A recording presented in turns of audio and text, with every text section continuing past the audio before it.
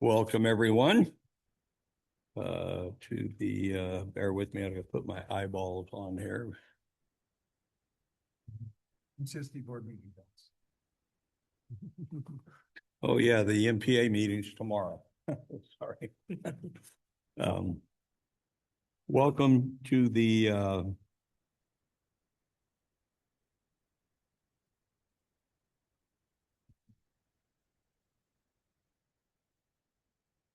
April meeting of the McKinleyville Community Service District. Could I have a roll call, please? Director Bender. Here. Director Beitman. Here. Director Couch. Here. Director Orsini. Present. President Mayo. Here.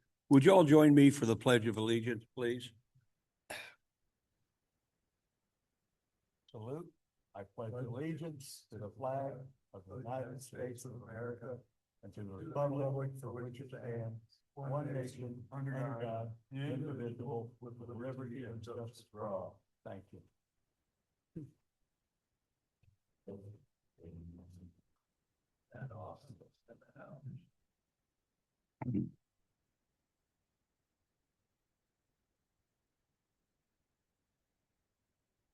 Are there any additions to our agenda? We have no additions or changes to the agenda. Okay. I move we approve the agenda. And thank you. Second. Roll call, please. Director Bender. Yes. Director Beitman. Yes. Director Couch. Yes. Director Orsini. Aye. President Mayo. Yes, motion carries. Thank you. There are no closed sessions tonight.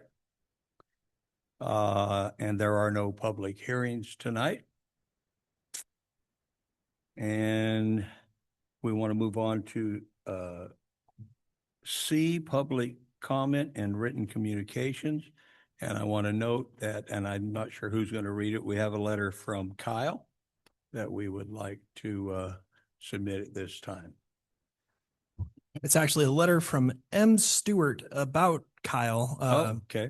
A testament to Kyle Stone's character. We received it last month, but he didn't want it read because he didn't want to take away from the shine of folks' longevities. However, they submitted a letter and it reads, "To the board, I need to recognize your employee Kyle Stone for the unselfish assistance he gave me in October and November with the culvert collapse that flooded my home and property on Dows Prairie Road. I am a retired senior with some health issues, and when the flooding began, I reached out to the county and got no response. I managed to get a hold of Kyle, and he responded promptly and took a look at the situation. He explained to me that the problem being a county issue, he could not assist me as he was still on the clock for MCSD. I understood his position completely. In the middle of the night, I was neck deep in the creek pouring rain, trying desperately to punch some kind of hole in the culvert, watching the water rise inside my house. Exhausted and miserable and completely stressed out, a light appeared coming towards me. Kyle returned when his shift was over. On his own time, he became that good neighbor that you only hear about in stories. I owe him a debt of gratitude. You're lucky to have him. Sincerely, M. Stewart." Thank you.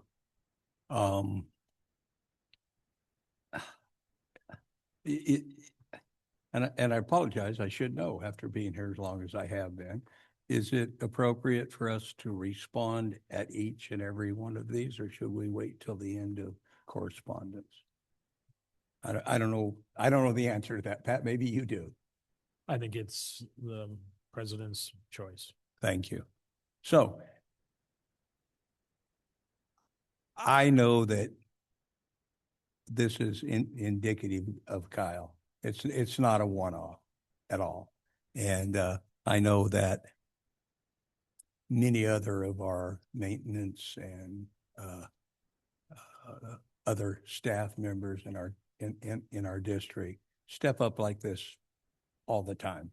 And personally, I know that Kyle also at that. So I just want to add a kudo to the letter writer and thank you for your acknowledgement. And Kyle, keep up the good work, brother. Well, there's anybody else, but that's my 2 cents worth. All right. Are there any other public comments or written communications that we need to deal with? No. All right, moving on. Let's go to the consent calendar. And of course, you know that these are non-controversial items to be acted upon at one time unless a board of director or a member of the public wants to have one withdrawn, at which time we will deal with it separately. And where are we at on that, folks? I'd like to pull, D4, please. And D4 is the adoption of, Consider adoption resolution 2610, yes, authorizing general manager to sign and file. okay, thank you. And we will pull item D4. And the rest of the agenda, how are we on that, folks? If there's no other comments, I'll move the rest of the consent calendar. Do we have a Second. second? Second. Thank you. Motion is second. Any comments from the public or the board? How about online? I don't think so. All right, can we have a roll call, please? Director Bender, Yes. Director Beitman, Yes. Director Couch, Yes. Director Orsini, Yes. and Director Mayo. Yes, thank you. Those consent calendar items are approved, and we're moving on to number 4.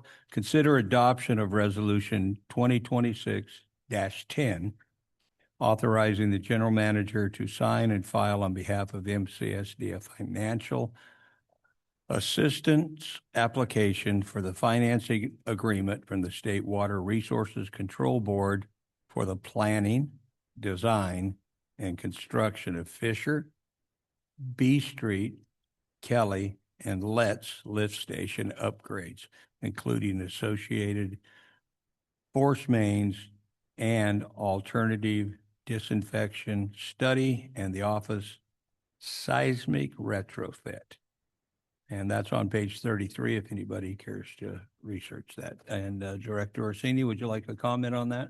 No, I just wanted to, get a kind of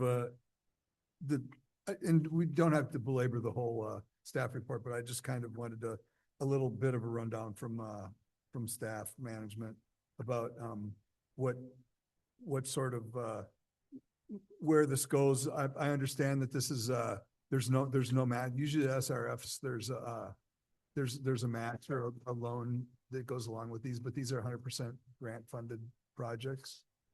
Yeah, so these are for the planning studies. Used to be, they had a limit on how much they would give you on planning studies, and it was 100% grant. There is now no longer a limit, and it's 100% grant for the planning study on these. So, and then the way it works is you do the planning study, come up with the design. They expect you to file then a construction grant application. And that's where they can be 100% grant. They can be like 50-50 grant and loan like the microgrid was, or they can be 100% loan. So the process would be that, we would basically do a planning. So we basically write like a facilities plan for all of our sewer lift stations. And then after that, then if we qualified, then we would get money for design. We would, try to get money for design or? No, so this would take it all the way through 95% design and all the permitting and everything. So Okay. when this was done, we'd be about ready to go out to bid on construction. Oh, right And on. we would Cool. apply for grants/loans good. then. Yeah, I just want to commend staff on their, always, keeping their eyes open for these grant situations like this, and in whether it's low interest loans from the SRF or if they're for 100% grants, which we have utilized in the past.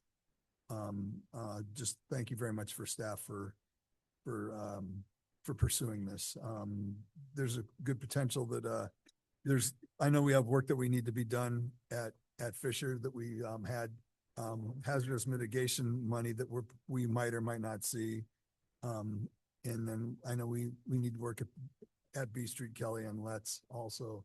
So this is a great opportunity. These are competitive. Yeah. Yes, so. Okay. Thank you. If there's no other comments or questions on this, I'll move D4. Hold on one second. I just wanted to go through the rest of the board. Any comments? GM, would you like to comment at all, or are we good?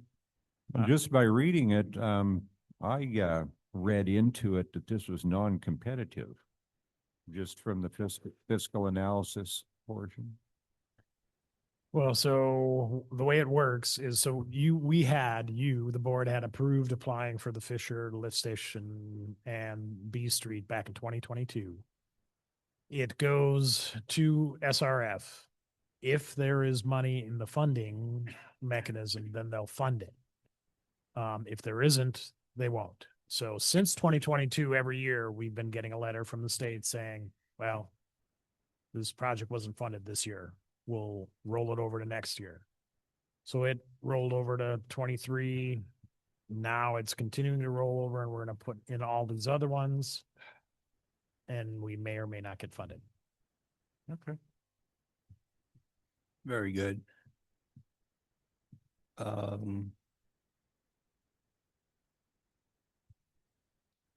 So, I made a motion. all right, and second, anyone? Second. Motion is second. Any comments from the board or the community? Facebook, web, whatever the hell they are. Nobody online. Yeah. What's the right thing? Anybody online? Okay. I don't mind prompting anytime, guys. I think we're ready for a vote. Would you please call the vote? Director Bender, Yes. Director Beitman, Yes. Director Couch, Director Orsini, Yes. President Mayo. Yes. Motion carries. Thank you. Moving on to continued new business.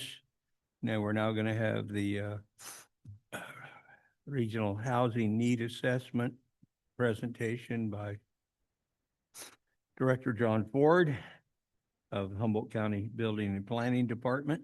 And John, if you wouldn't mind, we appreciate your well, not your input, your presentation.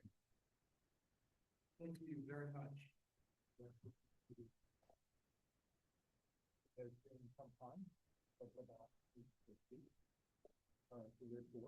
Yeah, we can't hear. Mike's not on or something. It's not swallowing. Put that up a little bit more. Is that a little better? Okay. Thank you. As I was trying to mention it, it's a pleasure to be before you.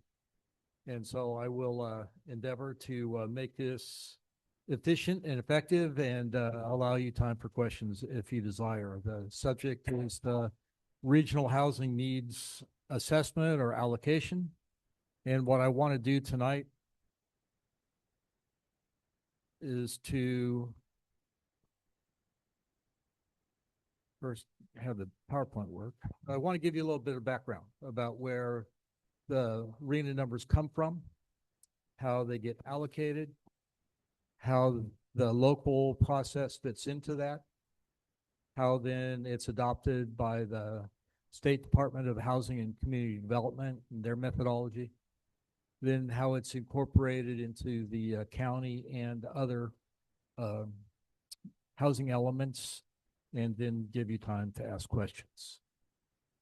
So why is there a RHNA? Why is there this housing needs assessment?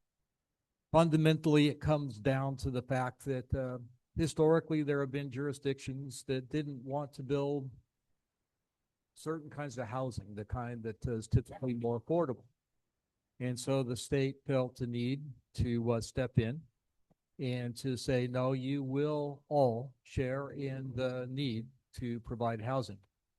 And so what this has come to is the state identifies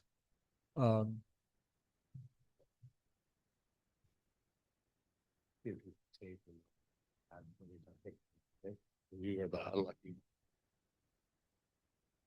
Thank you. So, wow, the way the RHNA works is that the state does issue an allocation for how much housing is needed. For the region, in this case, it's Humboldt County. And this has to do with the overall number of units. And it also has to do with the number of units in each of the affordability categories. So these are the numbers that we received, or that HCOG received, the Humboldt Area Council of Governments this year. And you can see that there are a total of 5,962 units that the whole region is expected to need to provide. And I'll talk more about that number in a minute. That's a real important number. Remember, just shy of 6,000 units. The other thing new on this chart is the acutely low and also the extremely low. In the past, those two income categories have not been included.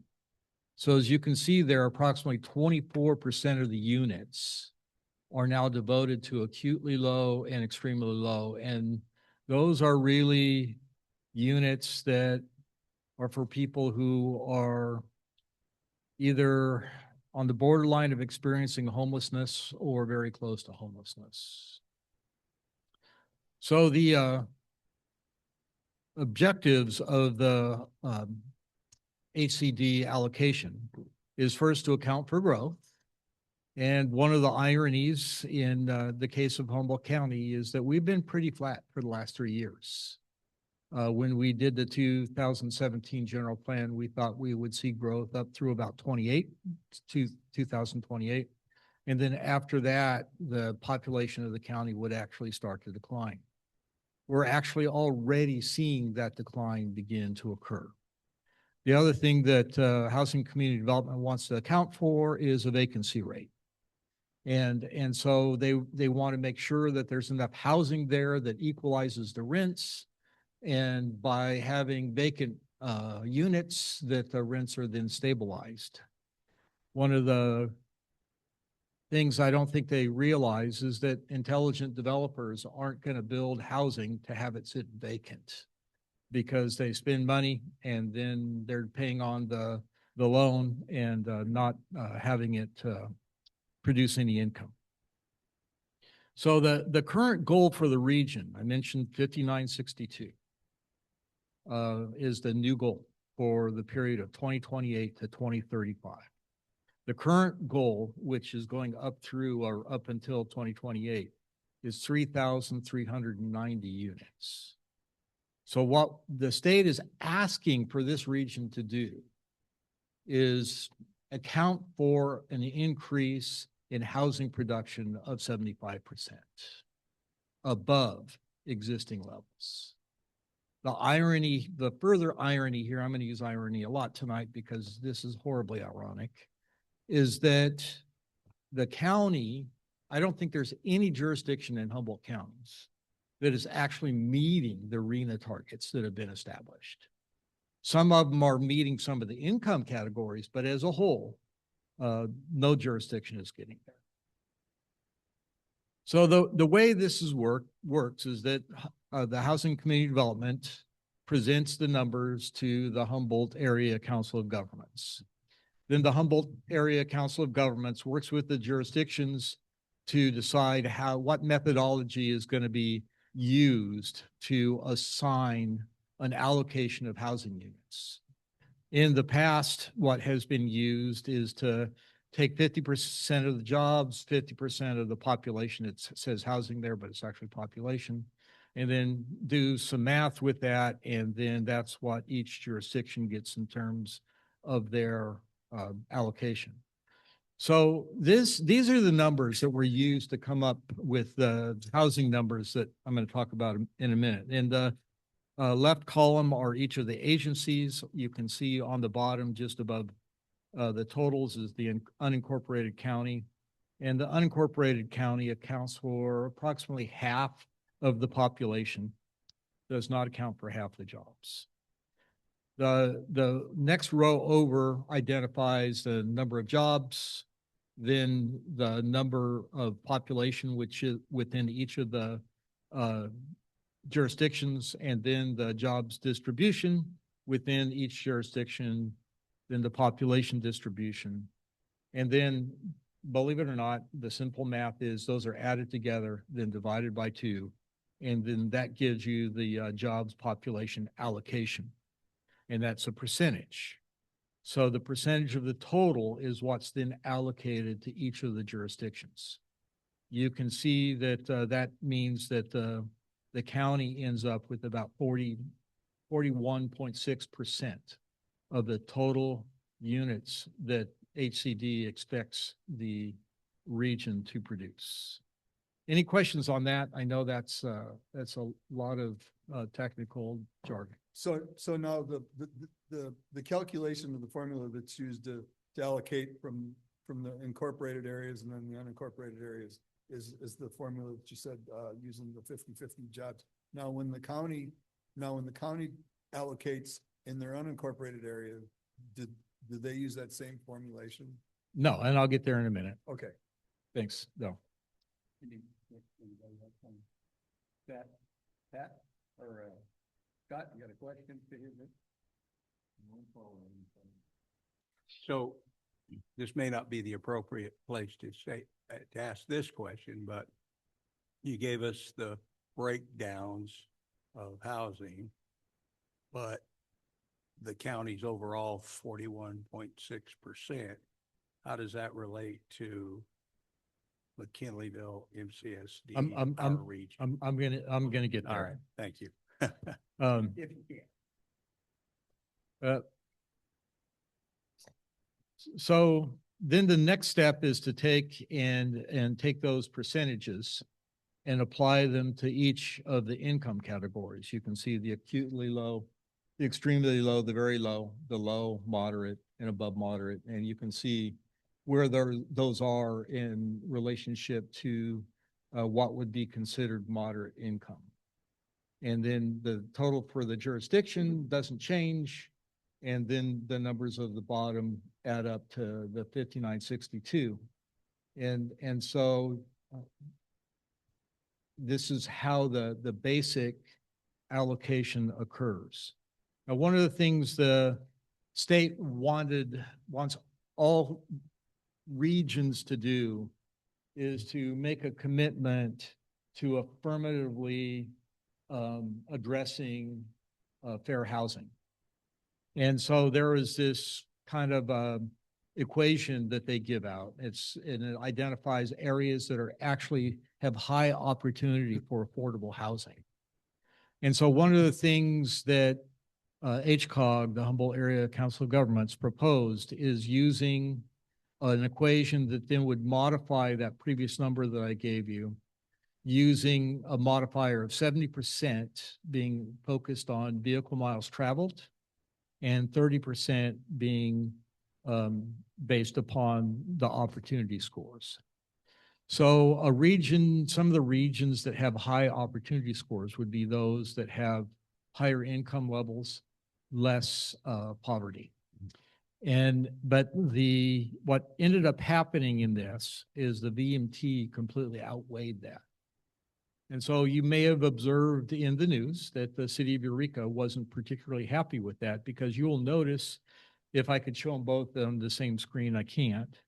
But in the extremely low category, the very low and the low, their numbers went way up because of all the mass transit, all the things that are available to people in very close proximity within Eureka. Conversely, in the county, in those areas, the county's numbers went down. And so Eureka appealed that, and ultimately they agreed to it, but it was really something that's a question of fairness. Is it really fair for a single jurisdiction to get a proportionally higher number of affordable units than what the other jurisdictions are getting? So then we come to taking those numbers, and the thing that we're now obligated to do is use those in preparing a housing element. That this housing element will be good from 2028 to 2035. So what the obligation, I'm just going to speak from the county's perspective, is to demonstrate that it can meet these allocations. We don't have to actually do them. We just have to demonstrate that on paper, there is sufficient land area to support the development of units at these, within these affordability percentages.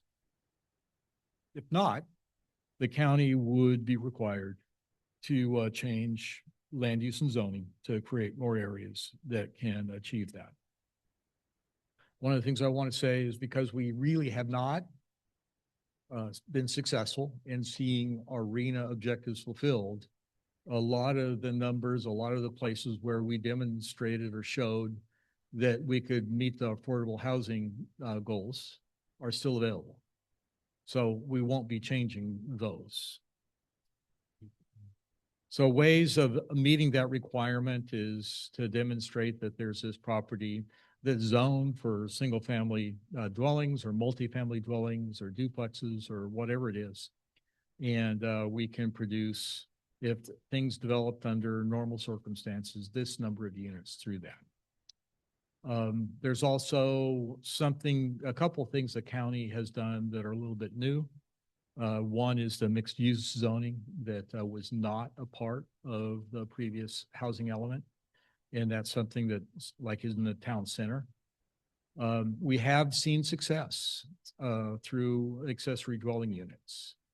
And right now, and you're probably aware of this, particularly as a utility, that accessory dwelling units are basically considered under law the same thing as the first primary unit. So it's almost like you've got to anticipate that every unit can have an accessory dwelling unit. Then another thing the county did was that we've already adopted something that we called a commercial residential or residential commercial zone. And what this basically does is it allows residential to be developed by right in commercial zones. So there's not a stigma associated with putting residential and commercial zones. One of the things that this does is that it opens up some of the areas in the county. McKinleyville would be one, but Myrtletown, Cutton, Garberville, the area down outside of Fortuna, all have commercial districts. So those are now all open to be developed with residential uses. So I already hit this part here. We haven't we haven't met our housing needs, so there's still housing available. Well, so specific to McKinleyville,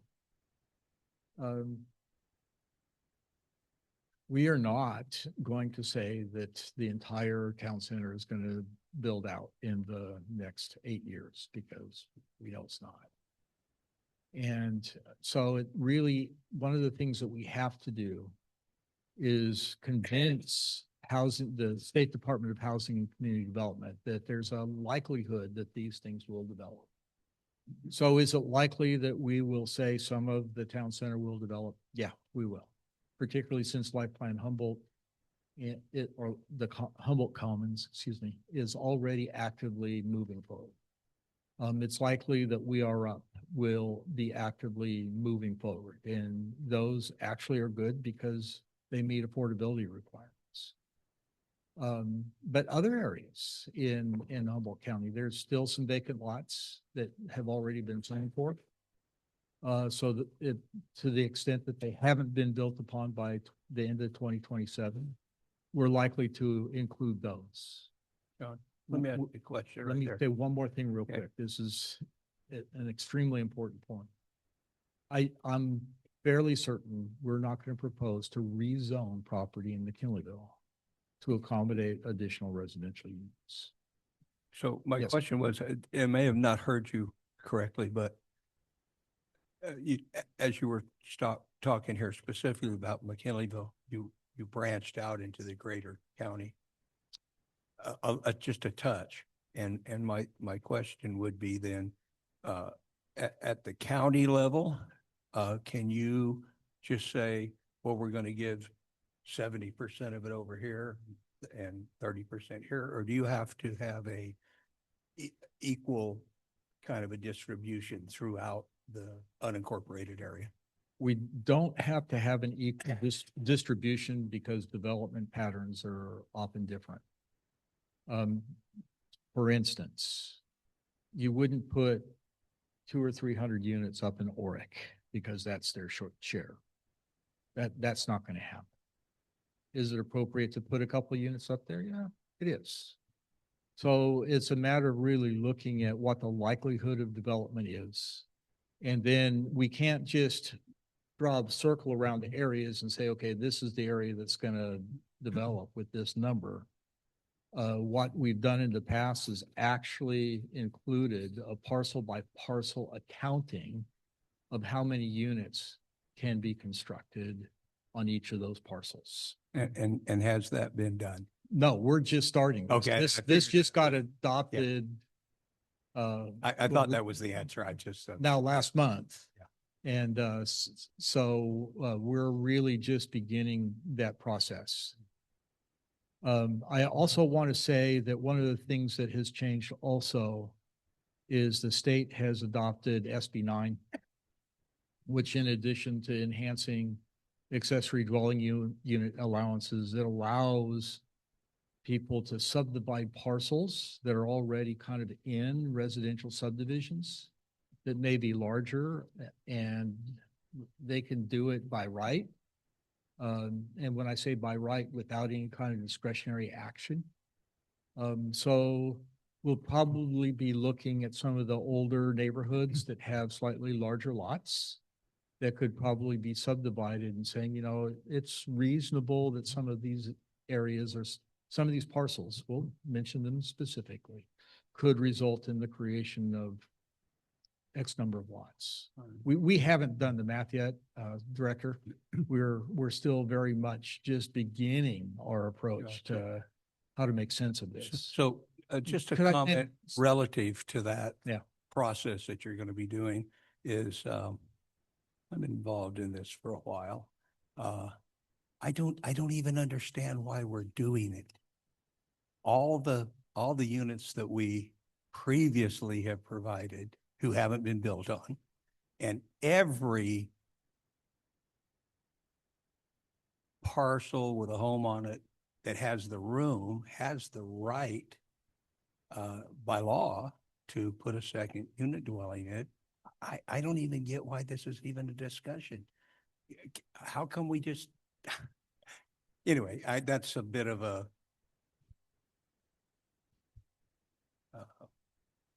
emotional type comment, I realize, but I think it's germane, John. Yeah. And so I just really wonder if that, as a county, instead of going through a lot of the processes that we go through, not just our county, but all of them, if we didn't have the process be, let's identify all the properties that could have a second unit ahead of time, and the other things that we've already identified, we should be done with the equation.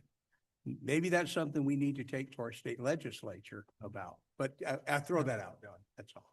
That's fair. I do plan on, we've had good success with accessory dwelling units. It's not been all of them, but we've seen numbers get up around 40 a year in terms of accessory dwelling units being constructed. So, you know, we're not going to be able to say we expect there to be 2,400 accessory dwelling units, and that's how we're going to meet our goal, because we can't justify that. And let me just say one more thing. I know you're struggling with this because frankly, so are we. We questioned, HCOG questioned the state. It's like we've flatlined in terms of growth. And maybe it was last year they talked to the previous executive director for HCOG, and at that time, I think it was conveyed that, you know, the Cal Poly was going to be blowing out the doors and expanding rapidly, and Nordic was going to bring in 150 new jobs, and heavy lift terminal. There was a $400 million matching grant that was available to have that coming online pretty soon. We know now, 1 year later, all of that's kind of evaporated. So we're not going to see the kind of job creation that was maybe optimistically incorporated into these numbers. And without that job creation, we're not going to see that kind of growth.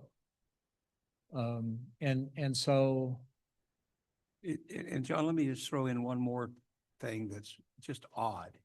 And I think without reality, but you can create science, you can create a bibliography of a thing that isn't. And this road miles traveled related to this is just insane. My 2 cents worth. well, I know it's the part of the equation. I get it. we could dig into this much deeper if we wanted to and say that a lot of it is insane because where the state is encouraging us to go on the one hand is to reduce the amount of carbon burning vehicle miles that are traveled. But on the other hand, we want an equal distribution of residences all over the place, whether they're close to jobs or not. And in the county, they're not. And so those two things don't meet. And so it's really, it's an interesting time to try to navigate the regulatory scheme that the state is giving us. I completely understand your struggle. We struggle with it too. And some of that is a little bit out of the purview actually of what our district does. But yet we do respond to our constituent or our ratepayers and stuff, okay? And as a district, we're completely concerned about being able to provide our services properly. And so we have to always kind of fall back to that. And, sometime back, there was a huge issue about that. So having said that, coming back to the very bottom line, and I apologize, I'll let the rest of the board have their questions. Thank you.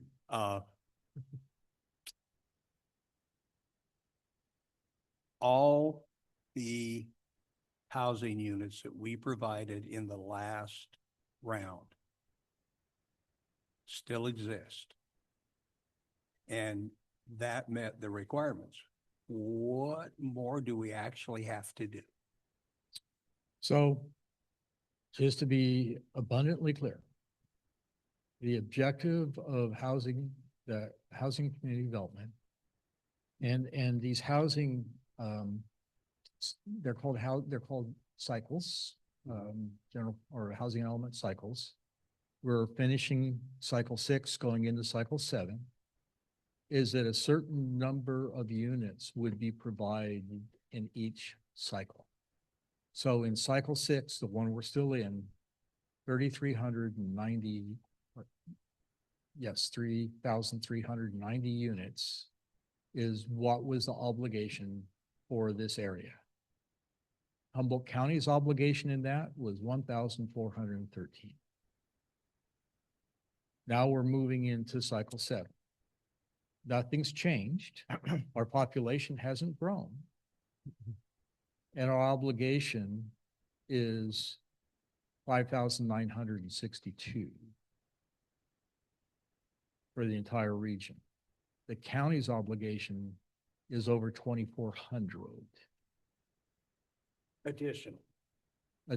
That's the obligation for this cycle.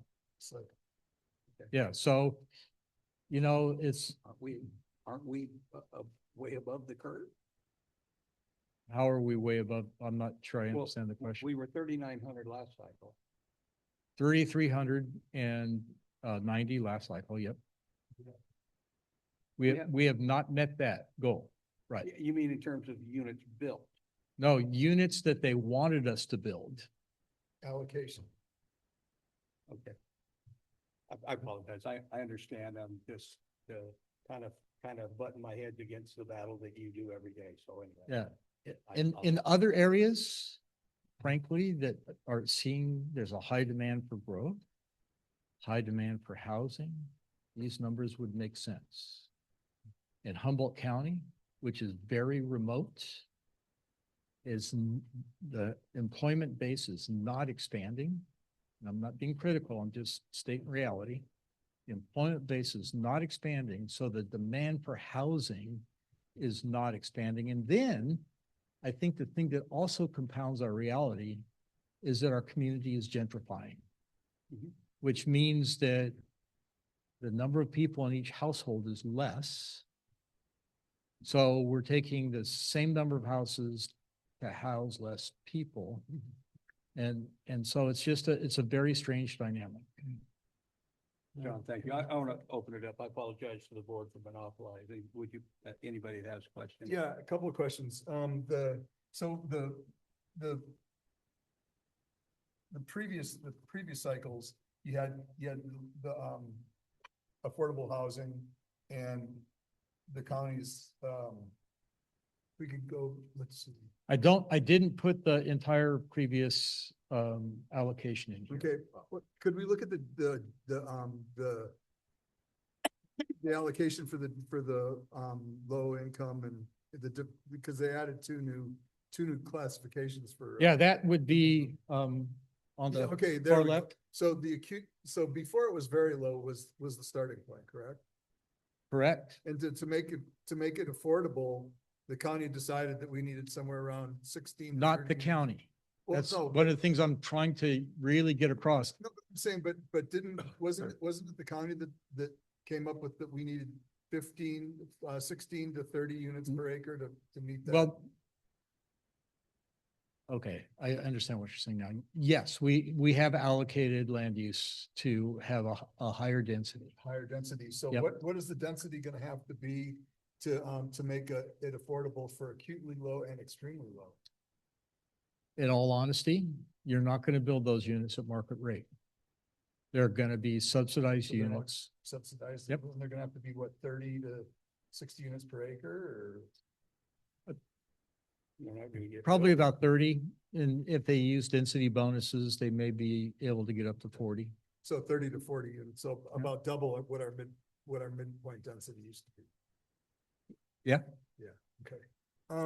Another question I had was, related to, I'll get to my commercial / residential thing. So I'd asked you that question before, so now when the county enters into negotiation with the cities, and you use the 50/50 jobs to housing, and then once the county's slice is basically allocated to you, then how does the county go about it? You don't use that same formula anymore. How does the county Yeah. allocate them? Thanks, that's a great question. So basically what we start doing is looking at the available land and looking to see just if everything developed as it we're supposed to, or as it zoned, the land use is allocated, what kind of unit count would we end up with? So, And then that's got to be modified. Right. By what a normal market demand would be. Mhm. Like I said, 2,400 units, I mean, the town center, we could plug it all there, not that we would, but we could just for theoretical discussion. And that would meet the demand. However, we know that the market isn't going to move that fast there. right, So there has to be a bunch of different ways that you're going to meet that housing need. Good. And that's why some of it's just standard zoning. Some of it is, and that includes accessory dwelling units. Yeah. Some of it includes looking at, we're allowing residential and commercial zones and encouraging that. Why is that good? Partially because in the county, I think nearly all, if not all, the commercial districts are within CSDs and have utilities. So you can develop at a slightly higher density. So that gives some advantage there. Then looking at mixed use, looking at opportunities to mixed residential development in with maybe even existing commercial. And so it's a matter of looking to see, you know, how much can we justify in each one of those? Ideally, we would have so much that we'd have to start scaling back. So, I think what it boils down to, and I don't want to put words in your mouth, is so you do the 50-50 formula for the allocation between the incorporated areas and the unincorporated areas. And then it goes to almost 100% on housing. When you have to take that and when you have to divvy up your, the county's allocation to out into the unincorporated areas, it's almost 100% housing, correct? That 2,481 units are units that we need to justify can be built somewhere in the county. So, yeah, regardless of whether there's jobs, it's just whether they can be built. Okay, thank you very much. That it took us a while to get to that, but anyway, and then my next question is related to the commercial residential that you mentioned, which is something new. What's the rationale for converting, especially in the economic climate that we're in, utilizing commercial area for housing when we need the jobs? So that's a good question. Frankly, we're not seeing a lot of commercial growth. We're seeing more abandonment of commercial structures than we're seeing development. You got a point there. And so what do we want to have happen? Do we want those to sit vacant? Or do we want to try to take advantage of parcels that are served usually on transportation routes, have utilities, probably close to other kinds of services? Yeah, okay. So I understand that. And then that way, I guess the market is not conducive to commercial. So you might as well build houses so it's not sitting empty, except for those people that you're building houses for. They're gonna have to rely on social programs to be able to afford to live in those places. But I kind of get it that if you've got more houses, if you've got more people than you've got jobs and not enough houses, then you might as well build houses in the commercial areas. One of the things too that hangs in the balance here, and I should have said this earlier, I'm sorry I did, is that the state has been threatening for probably 10 years to withhold funding to jurisdictions that aren't actively trying to meet their RHNA goals. Yeah. Well, I think the county's found themselves in that situation more than once. I don't know that we've ever been denied because of that, because we actually do try to meet them. Yeah, but it's been a threat before, I think. The threat's clearly there. So, and we do get money and for housing. I think this is all public, so I can say this. I mean, we're providing money to support the We Are Up project. There's grant money going to Lifeline Humboldt. Yeah, Lifeline Humboldt for the affordable housing part of that. Yeah. Yeah. So pretty happy that we can participate in that. The other thing that I will say is we do get a lot of money that we use every year to rehabilitate owner occupied units. So rather than letting them continue to deteriorate, they can be rehabbed and remain good, viable residential units, because we're getting to the place in our, I guess, the age of California, where if we want to keep our housing stock, we've got to rehabilitate it because it's getting old. And so that's part of the strategy to make sure we keep a good number of units, is to rehabilitate existing units. Thank you. And that rehabilitation money is a open application? Yep. Yeah, the block grants. They're block grants, aren't they? Well, no, I mean for the individuals that are looking to Yeah, they come in and apply to us, but we Yeah. get the money from Community Development Block Grant. Some of it comes through state housing monies. Didn't we spend a couple $1 million on that this last couple years? Mhm. Maybe more, I don't remember. We've spent quite a bit. I Yeah. think we've got at least out of $28 million in loans out.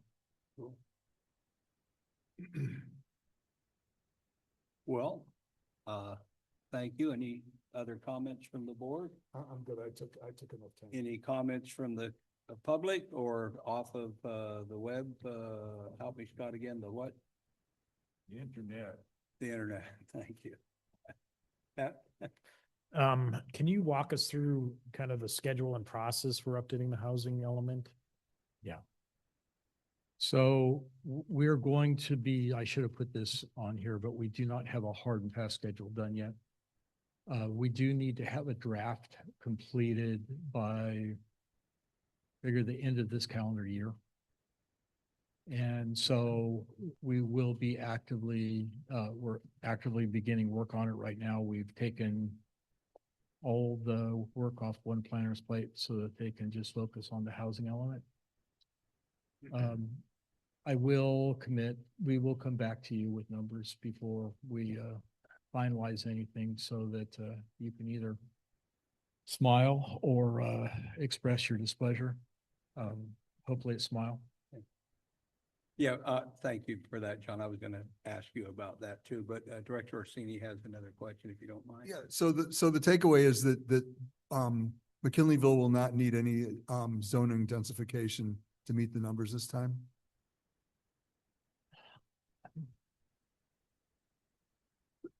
You know. Are you never far say- enough, are you far enough along to be able to make that statement? We haven't really started looking at things. Okay. Never say never.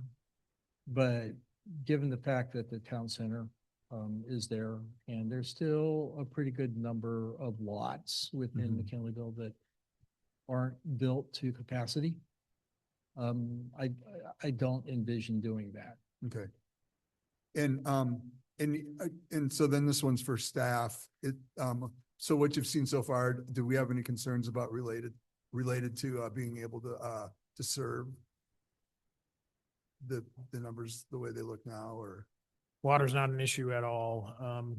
Middle crossing is an issue for the wastewater side of things. Yeah, but we're gonna be updating. Yeah, hopefully we're gonna be updating that. We'll see what the numbers look like, but I don't think it'll be a problem. Be a problem. And so my request is that the county work with our general manager and it was part of the settlement that we made. One of the stipulations in the settlement that we made, that we try to focus as much of our new growth or any of this densification that has to be in the center of town. Because we're in the process.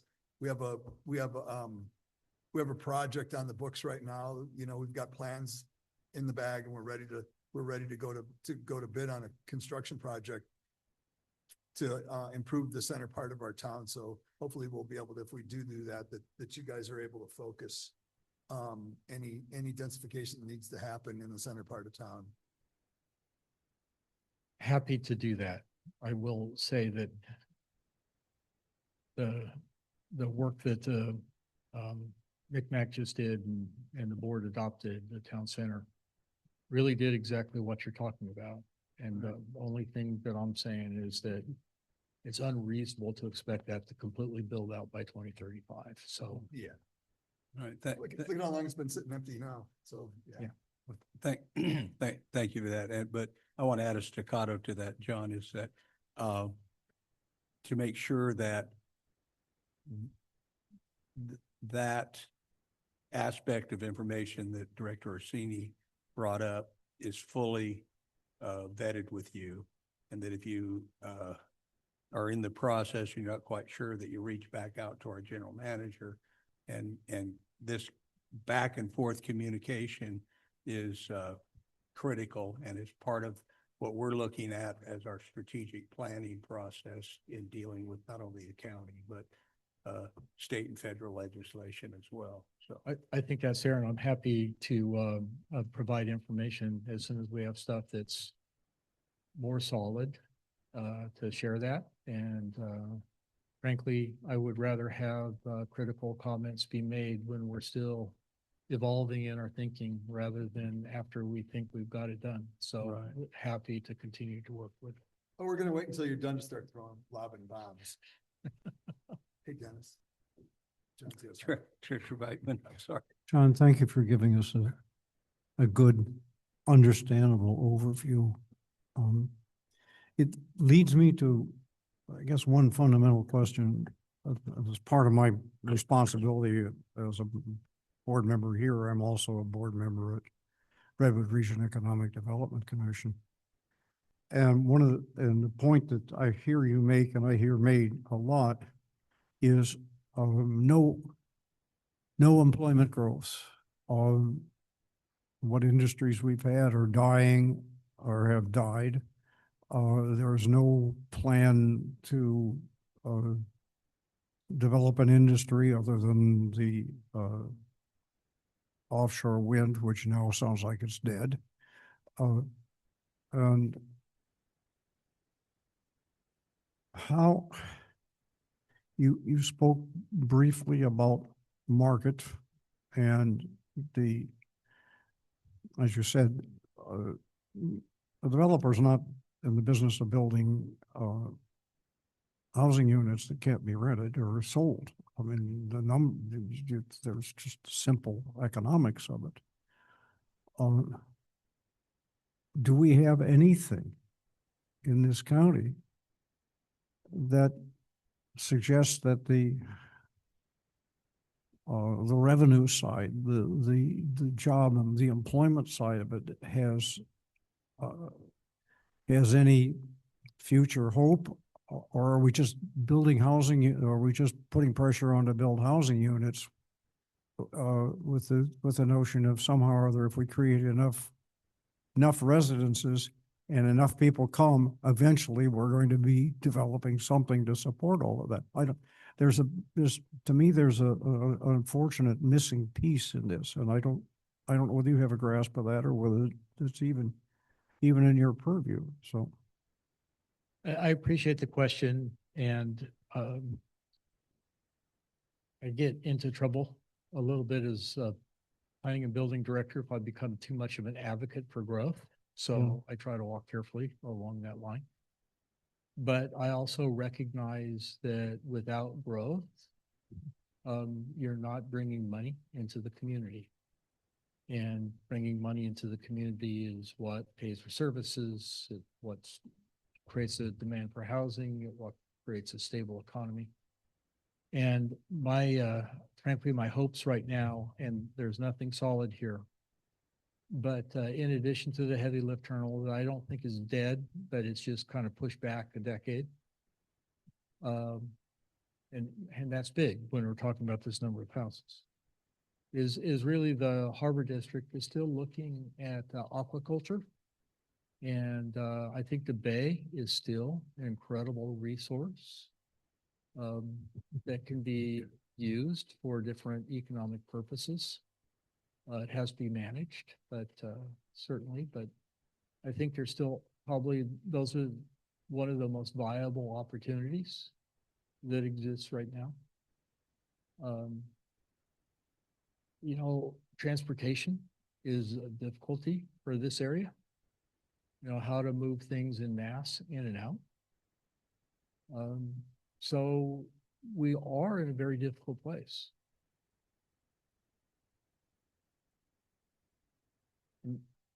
I guess I'm just kind of agreeing with you. I hear you. I was hoping that there was some sort of bright light there that I wasn't seeing, but thank you.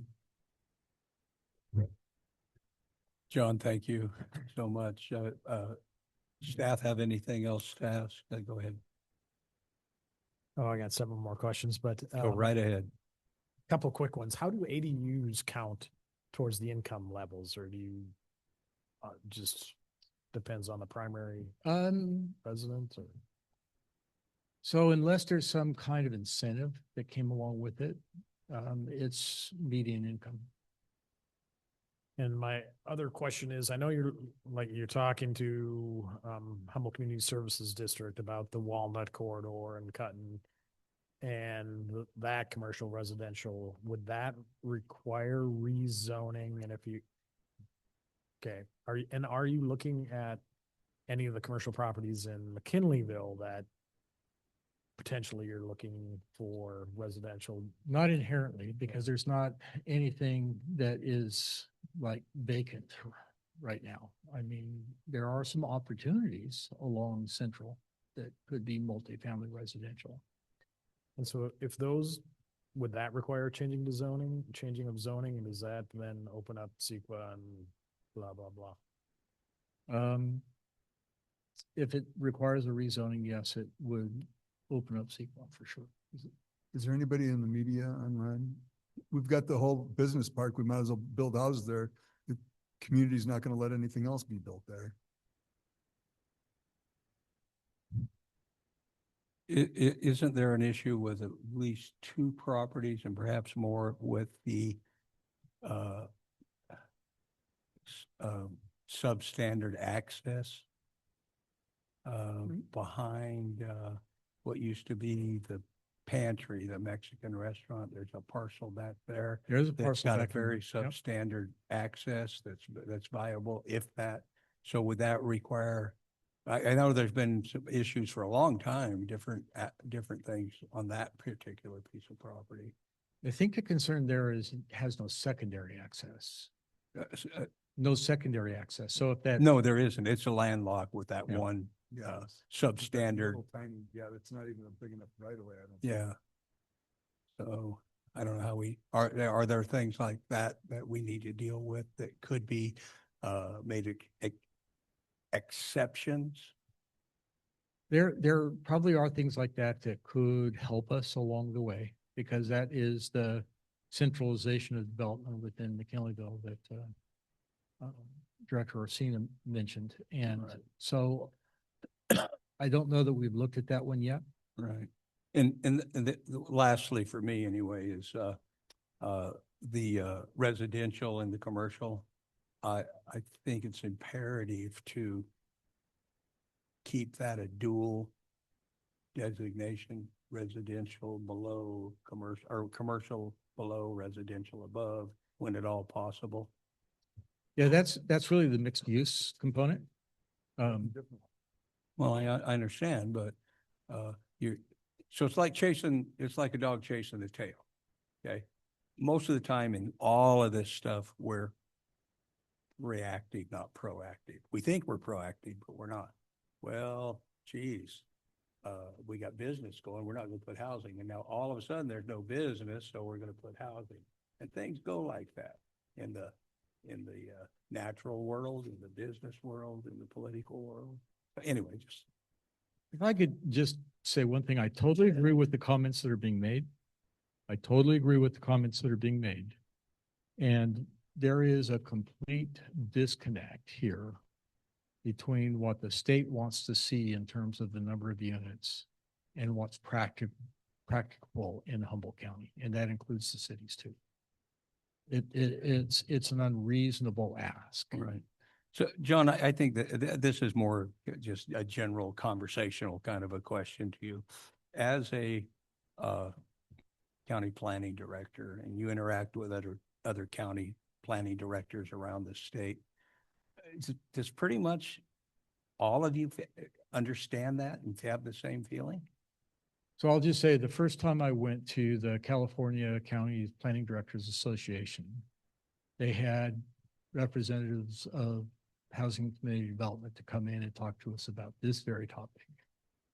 And there were a bunch of planning directors there that were really ready to eat those folks for lunch, because they just were so out of touch with reality.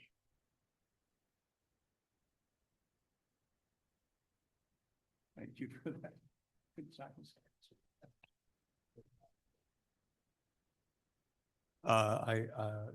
We have a question online, and who is it from, Joey? Evan Schwartz. Evan, would you please care to ask your question to Director Ford? Yeah, can you hear me? Yes. Great. Thank you very much. I've really enjoyed this discussion today. I do have a question, Mr. Ford. Is there a reasonable way to address what you've identified as this disconnect from what the state is asking and what's practical, given everything that's been mentioned in this conversation today? Thank you. Thank you, Mr. Schwartz, for that question. And I think the real answer comes down to it's a legislative solution that's got to be made. The staff, at least the staff that I've been involved in conversations with, the conversations that I have heard secondhand, are absolutely unwilling to relook at how these allocations are done. Right. And so it really is, I think RENA at one point was really, really important, so that places like Beverly Hills took on its share of affordable housing. Although my understanding is their obligation is 1 unit. You know, in a rural environment like this, we're struggling just to be able to see appropriate development happen, and putting unreasonable expectations on small rural jurisdictions just is not helpful.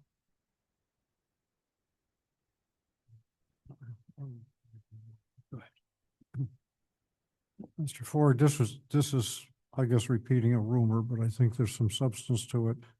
Our daughter and her husband live in Crescent City, and she was coming to us that they have announced that that there's a project to build a large, to them, what seemed to be a large housing development for the lowest income people.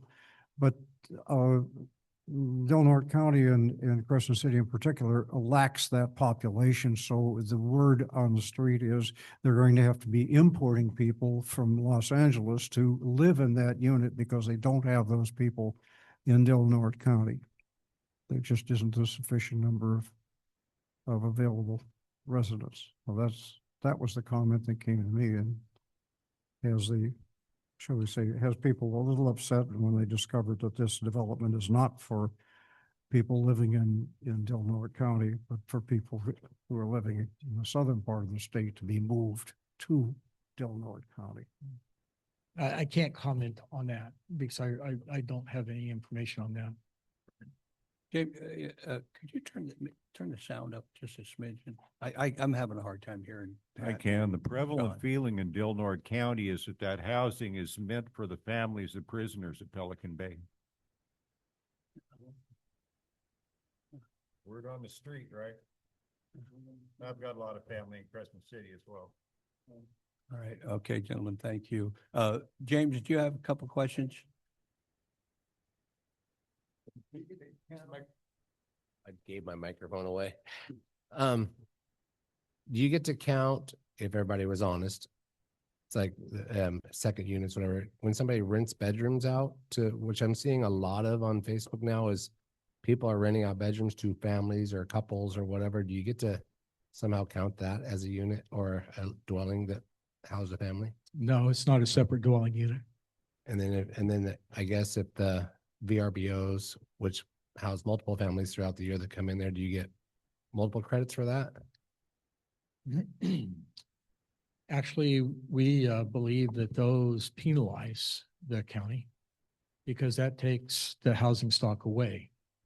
So one of the things that we looked at our growth rate in terms of the number of housing being built, the number of VRBOs or whatever you want to call them, they're out there right now.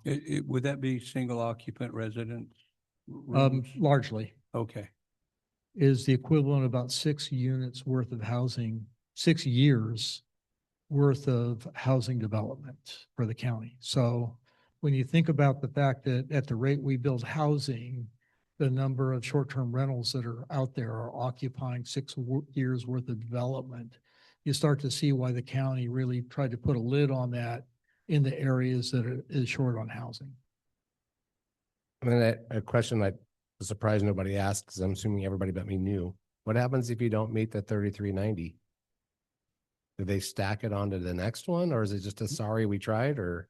It pretty much is a sorry, we tried, so sad, too bad, but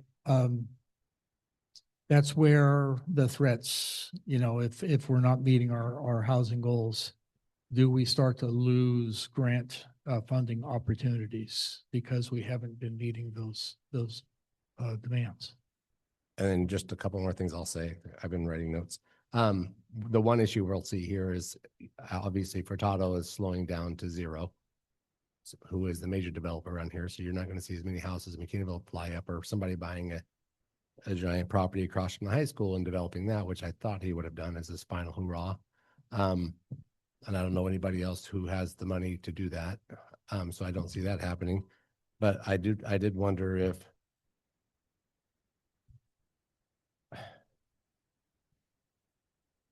I'm trying to think if, I guess you put money towards infrastructure or things to help them go. Do you guys ever consider putting money towards infrastructure to get, like Dallas Prairie, for example, huge area grass fields, but they don't have sewer? Have you guys ever thought to meet your numbers to put infrastructure in so that these parcels that are 1 acre minimums because they have septic tanks could actually split up into 4, 12, 16 if they wanted to? So that a thought. No, that's a great thought. And frankly, it was mentioned that we're working with Humboldt Community Services District right now on the Walnut Corridor, because there is land out there that has land use and zoning on it. But when they put in the sewer line extension that extended out there, they didn't have enough money to finish that. So it's not finished all the way to those properties. So we're looking at and actually asking HCD if we're able to get grant money to extend sewer to those properties, then do those become available? Whereas right now they may not be. And so one of the things that is also similar to what you just mentioned out on the peninsula in Fairhaven, they're on septic systems that are all failing, polluting the groundwater. And so there's a regional board grant that they're ready to put in a sewer line. And when that's done, that would then all the sewer systems or septic systems are on separate lots. Those now are unneeded. So that opens up about half the lots out there for potential development. Yeah, but they got to get that by the Coastal Commission. The sewer extension is by the Coastal Commission. Yeah, but I don't think the Coastal Commission is going to let them densify Fairhaven. I don't think so either. Understand. I don't want to get into an argument. I love the discussion, but I just know because I'm the chief plant operator for Samoa, so. yeah. James, was that it? You do? Yeah, thank you. I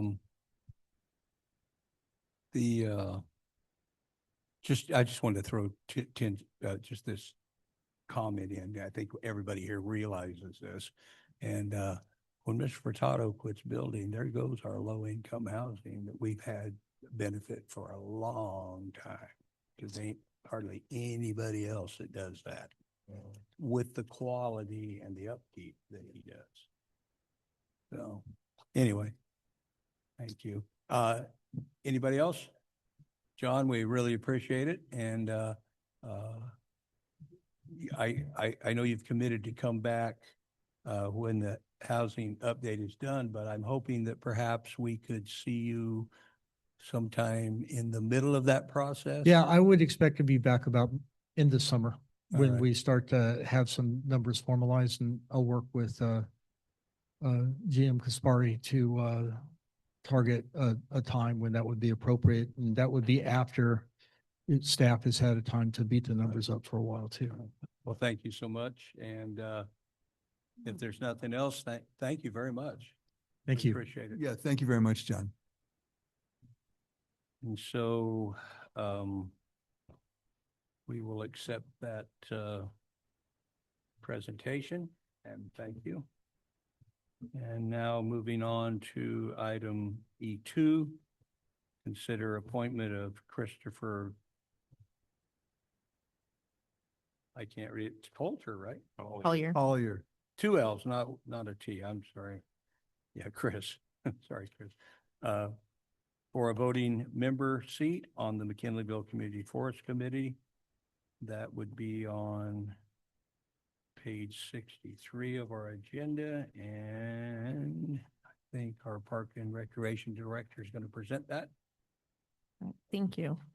It is the duty of the Board of Directors to vet and select the most qualified candidates to become members of the McKinleyville Community Forest Advisory Committee. The Board of Directors is obligated to review all candidate applications, discuss the candidates' qualifications, and select the most qualified candidates to serve on the committee by majority vote. The McKinleyville Community Forest Committee was formed in order to provide the MCSD Board of Directors and staff with recommendations regarding the use, management, and operation of the McKinleyville Community Forest. The district received 6 applications from community members comprising a range of professional expertise and interest in volunteering to support the planning, development, and management of the McKinleyville Community Forest. The received applications are attachment 1, so there's many pages of applications and resumes. The McKinleyville Community Forest Committee reviewed and discussed the applications during their March 17th, 2026 meeting. After deliberation, the McKinleyville Community Forest Committee unanimously recommends Christopher Collier, who has been serving as an alternate on the committee, for appointment to the McKinleyville Community Forest Committee.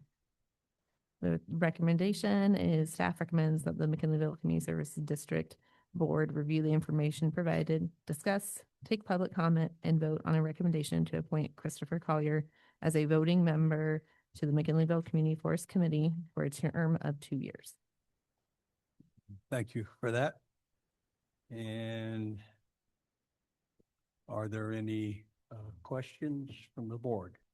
No, just a comment, per the staff, discussion, staff note, the vote for, Christopher Collier was unanimous, to recommend back to the Board of Directors, for him to take the voting seat.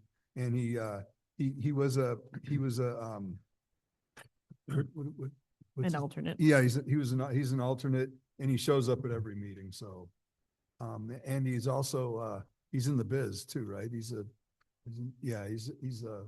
forester. I'm not sure what he, Is it more, I want to say it's more natural resources. oh, natural resources. Okay, yeah. But anyway, he's in the biz, and I think he's going to be a good addition to the committee. His designation is conservation biologist and applied vertebrate ecologist. And he is also certified by, anyway, this quite a nice resume. And I'll tell you, this young fella's done a lot of hard work. I really appreciate that. Now, that has to be the biggest resume that I've ever seen. Well, it's a good resume as well. So anyway, I'm impressed. David, any comment? I think he sounds really well qualified. They all sound well qualified. Well, actually, yes, you're absolutely right. And no disrespect to the other applicants. And thank you, all of you, for stepping up, applying. And hopefully we'll find a home for you in the future. And there's always a home for you every meeting and every maintenance day out of the forest. So don't hesitate to come join us. Anybody else? Staff, Pat, anybody from the public? I'd entertain a motion. Also move. I'll second. Joey, if you would, please. Director Bender, Yes. Director Beitman, Yes. Director Couch, Yes. Director Orsini, Yes. President Mayo. Yes, motion carries. Thank you. Moving on to item E3, consider first reading of ordinance 2026-01, amending Regulation 46, Community Forest Committee of the McKinleyville Community Services District Rules and Regulation, and that's on page 129 of your packet, if you care to go there. And presentation will again be made by our Park and Recreation Director, if you would, please. All right, thank you. Recent resignations from the McKinleyville Community Forest Committee and the consideration of the proposed tribal committee members caused staff and the MCFC to revisit the rules and regulations establishing the MCFC and the two subcommittees. Major edits include formally establishing two alternate McKinleyville Community Forest Committee seats, formally establishing a tribal government appointee seat, formally establishing an at-large tribal member seat, and replacing the MCSD Operations Director seat with the MCSD Environmental Program Coordinator's seat. Although the MCSD Board appointed 3 alternates back in 2024, the rules and regulations were not updated to reflect these seats at the time. The committee recommends that since the committee is adding an additional voting seat, which is going to be the 2 tribal seats, that's one of those is being added. So the committee, since we're adding that additional voting seat, we recommend that we instead only have 2 alternate seats, given that the current committee is already very large in size and there is presently only 2 of those alternate seats filled. Well, now 1 filled since you guys appointed Chris. Additionally, at the February 17th MCFC meeting, the committee voted to have staff bring the changes back to the committee made to the rules and regulations that included specifying having 1 voting seat be appointed by a local tribal council or local tribal government, and adding an additional voting seat for a local tribal member who is a resident of the service district area. While making these changes to Regulation 46, staff also made a few other changes to reflect developments on the MCFC and subcommittees. The MCFC reviewed these changes, made additional edits during their March 17th meeting, and directed staff to accept the revisions and take the revised rules and regulations to the board for approval. All suggested changes were accepted and are shown in the attached Regulation 46 in track changes, which is your attachment 1. And then Ordinance 2026-01 is attachment 2, has been drafted to codify these amendments.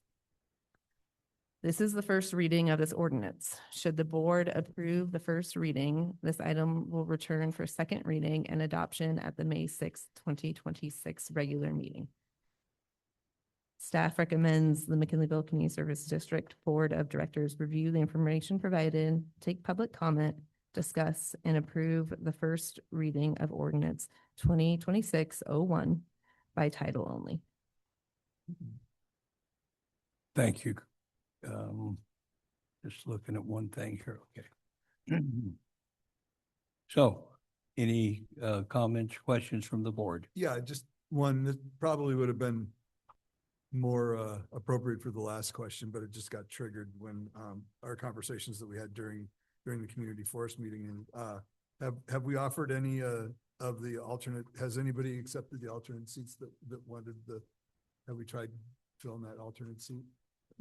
We have reached out to all of the applicants. We wanted to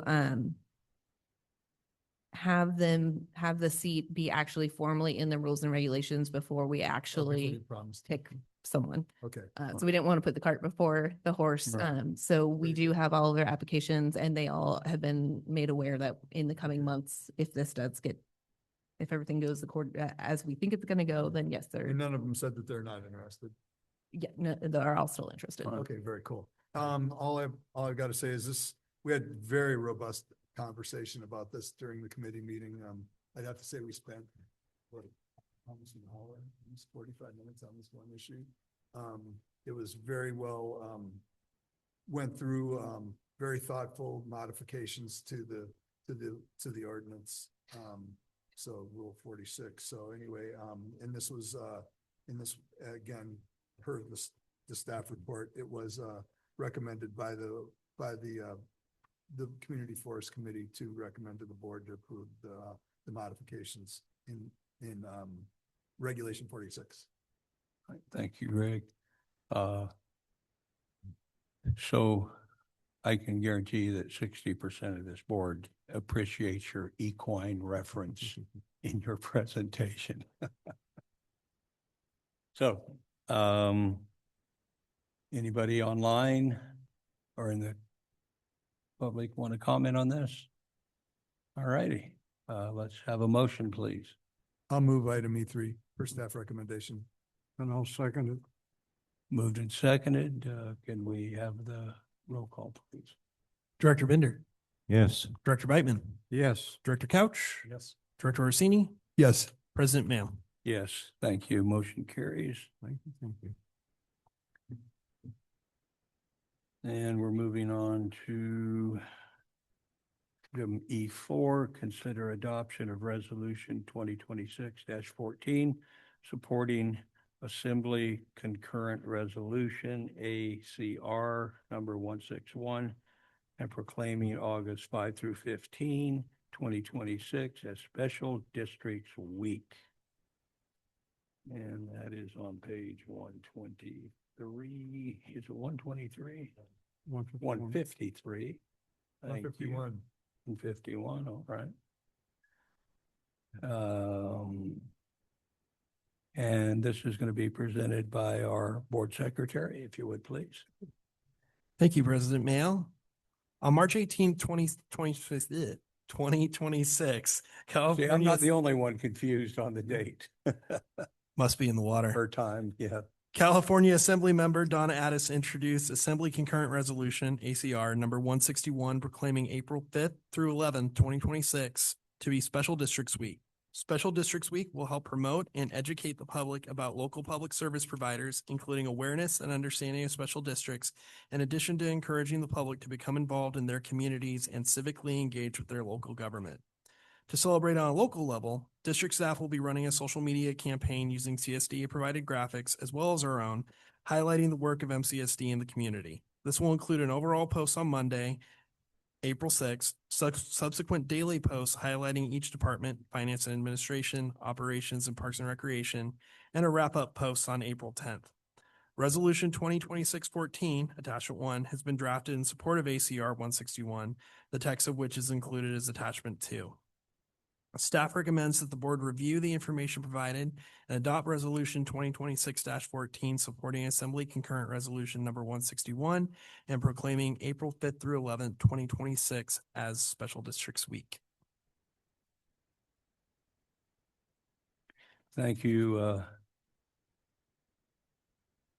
Board President. Appreciate that.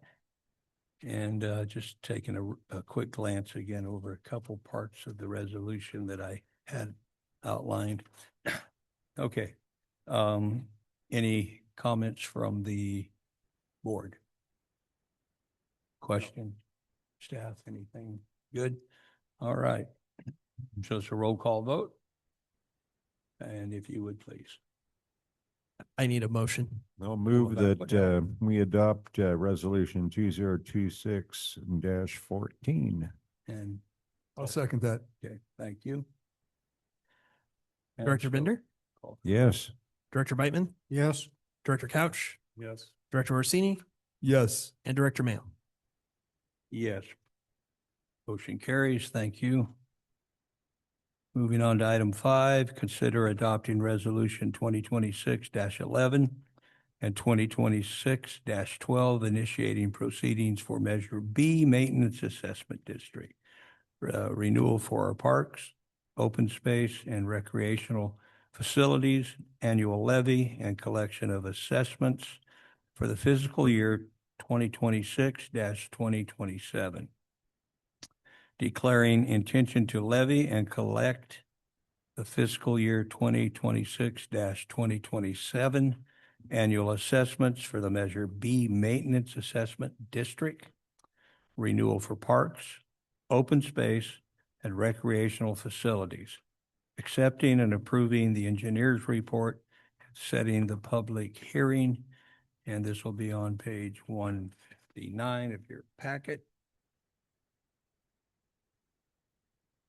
And our financial director will be presenting this item, if you would, please. Thank you. In 1992, McKinleyville voters approved the Measure B Assessment District with a 20-year duration for the purpose of funding the development and maintenance of public recreation facilities, including the McKinleyville Activity Center, Azalea Hall, and Hiller Sports Site. The board authorized collection of the assessments in each year beginning in fiscal year 92-93. In 2011, a property owner protest ballot proceeding was conducted pursuant to the provisions of the California Constitution Article 13D for the levy of annual assessments for the Measure B Maintenance Assessment District. Renewal for parks, open space, and recreational facilities, which would replace and extend for another 20-year duration the assessments previously approved by voters in 1992. The proposed assessments were approved by the property owners, 54.9% in favor, 45.1% opposed, and the new assessments were levied on the Humboldt County tax rolls for fiscal year 2011-2012, first year's assessment. In 2023, the district held a property owner protest ballot proceeding to reestablish the Measure B assessment renewal until ended by voters. Increase the maximum assessment rate and add an annual cost of living adjustment to the maximum assessment rate. The results of the ballot tabulation were 63% in favor and 37% opposed. In accordance with the provisions of the Landscaping and Lighting Act of 1972, Streets and Highway Code, the board, in addition to conducting a public hearing, must annually adopt a resolution initiating proceedings and a resolution declaring its intention to levy assessments for the upcoming fiscal year. The resolution initiating proceedings generally describes any proposed new improvements or any substantial changes in existing improvements and orders the engineer to prepare and to file a report. The resolution of intention basically includes the board's approval of the report, either as filed or as modified, declares the intention of the board to levy and collect assessments within the assessment district for the fiscal year stated in the report, and gives notice of the time and the place of the public hearing on the levy of the proposed assessment. For fiscal year 26-27, draft engineer's report anticipates 5,801 parcels or 7,650 equivalent benefit units to be applied to the county tax roll for Measure B collections within the assessment district that benefit from the improvements, with the proposed assessment rate of $99.14 per equivalent benefit unit, which is a 3.14% increase from last year. The assessment revenue to be levied and collected on the tax rolls will be approximately $758,421. This assessment revenue represents approximately 30% of the total estimated $2,512,726 budgeted expenditures for fiscal year 26-27 to fund the operation, development, and maintenance of MCSD's parks and recreation facilities. Staff recommends the board review the information provided, take public comment, and adopt resolutions 2026-11 and 2026-12, which are a resolution initiating proceedings for the Measure B Maintenance Assessment District, renewal for parks, open space, and recreational facilities, annual levy and collection of assessments for fiscal year 26-27, and a resolution of intention that declares the board's intention to levy and collect the Measure B Maintenance Assessment District, renewal for parks, open space, and recreational facilities, annual assessments for fiscal year 26-27, accepts and approves the engineer's report regarding the assessments, and sets the public hearing for May 6th, 2026. Thank you so much. Any comments from the board? Yeah, looking at the engineer's report, very informative. It's sure nice to see the amount of revenue that we're bringing in compared to the old Measure B. So I'm sure that gives the Parks and Rec Department a little bit of breathing room, be able to get the things done that they need to get done. So I'm very grateful about that. Question I had is related to, I know that there's usually a gap between the role that we get from the county, the assessment role that we get from the county and what reality is do we do anything to make sure that that we're actually collecting the money that's being, so that the roles actually match what's happening in reality? Yes, so I do work with Grace Harmark County very closely for the 3 times a year that assessment revenues are paid out to us. In fiscal year 2025, we had budgeted for approximately 731,000 in assessment revenues, and we collected 698,000.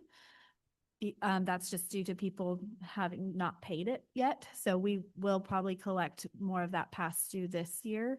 There is a little bit of a gap though, and I'm thinking it's mostly timing differences or people just not keeping up. Yeah. Yeah. Cause I know that a lot of people, it just seems like it takes the county quite a while. Oh, we used to do comparison against the water bills, because when a new house gets built, they that's instantaneous. You've got a parcel number, and we know that there's somebody living there because they're paying a water bill. And we used to be able to take those and then send them to the county and say, hey, you need to update these. You've got 5, 6, 10. I know the growth, there's not that much growth like there used to be, but when there was a lot of growth, that number could be quite large. The discrepancy between who should actually be paying the assessment and who was actually on the rolls for it. Yes, so we're very lucky with Wildan and our staff. We do get the assessment rules from Wildan, and then Evie, our finance and administration supervisor, spends a lot of time comparing that file to our system, making sure that one, they have accounted for all of the new developments, or if there's, for example, this year we had a duplex on our system that was not on the county rolls. So we do make those corrections and make sure that they're actually filing the correct thing with the county. Great, thank you. Well, looks like Dave's gonna have to take over. Oh, Scott. Told me I was gonna have to take over. But aren't you the vice president? No, isn't Dave? No. Okay, well, I'll take over. Dave's the vice Is there any? Oh, okay. I didn't realize I was. All righty. Somebody. Well, We're at public comment part of item E5. all right, E5, public comment. Do we have any public comment? Anyone from online?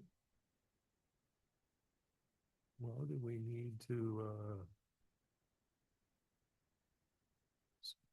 So I'll move that we approve item E5 per staff recommendation.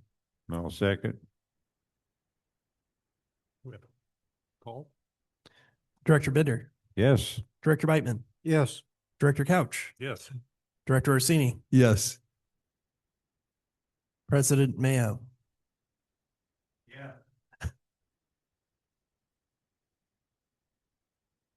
Thank you, Vice President, for covering for me. Yeah. We're on 6 now.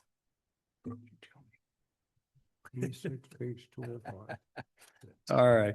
Review Hey. operational data. Yeah, there you go. All right, we're moving on to number 6, which is review operational data and cost savings for the microgrid system installed at the wastewater management facility. That's on page 205 of our packet. And our general manager is going to give us an informational only report on this item. Thank you, President Mayo. This was pulled from last month's agenda so we could walk through the presentation. As the board is aware, the district received a 50% grant and a 50% loan from the State Water Resources Control Board Energy Efficiency Grant Program. The $5 million grant loan was used to upgrade our Hillard lift station, purchase Doppler flow meters to assess inflow and infiltration into the sanitary sewer system, and construct the $3.8 million microgrid system at the wastewater treatment facility. The microgrid consists of a 500 kilowatt solar array with a 250 kilowatt battery energy storage system, or a BESS, all tied into the existing 500 kilowatt diesel generator and a standalone control panel. The intent of the system is to provide multiple redundancy for the treatment plant, to reduce PG&E costs, to help reduce our budget expenses, and to help ensure no upsets to the treatment process and the quality of our effluent. The solar array was completed and brought online in December of 2022. We are still working some bugs out of in the BESS in the operating system, but the system has been providing the redundancy and cost savings intended. Attachment 1 is the PowerPoint presentation assembled by Amoresco, the prime construction and O&M contractor. Net savings on PG&E costs in year 3 were $61,420, and the total savings over 3 years is $246,588, which includes the loan payments. This does not take into account the tax rebate that the district received. MCSD applied for a clean energy tax credit in 2024, and we finally received the check for $1,941,779.64 on March 10th. Larry Wood from Jackson Necklin was extremely helpful in bird dogging the IRS to get the rebate processed. So to walk through the presentation, next slide, please. So as stated in the report, solar array was brought online in December of 2022. The BESS was really brought online in July 2024. A lot of that was due to permitting, but also sorting out issues with the BESS system. First annual loan payment was due in December 2024. Next slide, please. So as mentioned, net annual savings for year 3 were $61,420. Cumulative over years 1 through 3 was $246,000. PV array produced 674,039 kilowatt hours. And despite periods of downtime due to equipment repairs, actual gross PV production exceeded the guaranteed amount by 31%. The BESS delivered 43,231 kilowatts of energy, primarily during peak billing periods. So we have it set up so the BESS gets charged when the sun is shining. We have it set up for the BESS to discharge during the peak PG&E power if the sun isn't shining, so we can shave the peaks off our energy costs. Next year, or slide. This is just a map of, or a chart of year 1, next, year 2, next, and year 3. So you can see, so the blue bars are how much PV production is being produced in the solar array, and the red bars are what the facility is consuming. You can see, of course, during the summertime, we have nice peaks, but even in September, October, when we typically would have high peaks, we had some of our solar array, what are those things called? I'm too tired. The inverters that failed. So we were working on replacing those. That's why the production, even in September and October, which typically would have seen high production, wasn't as high. And that's because we had inverters fail. Yeah. But those inverters are under warranty, correct? Yes.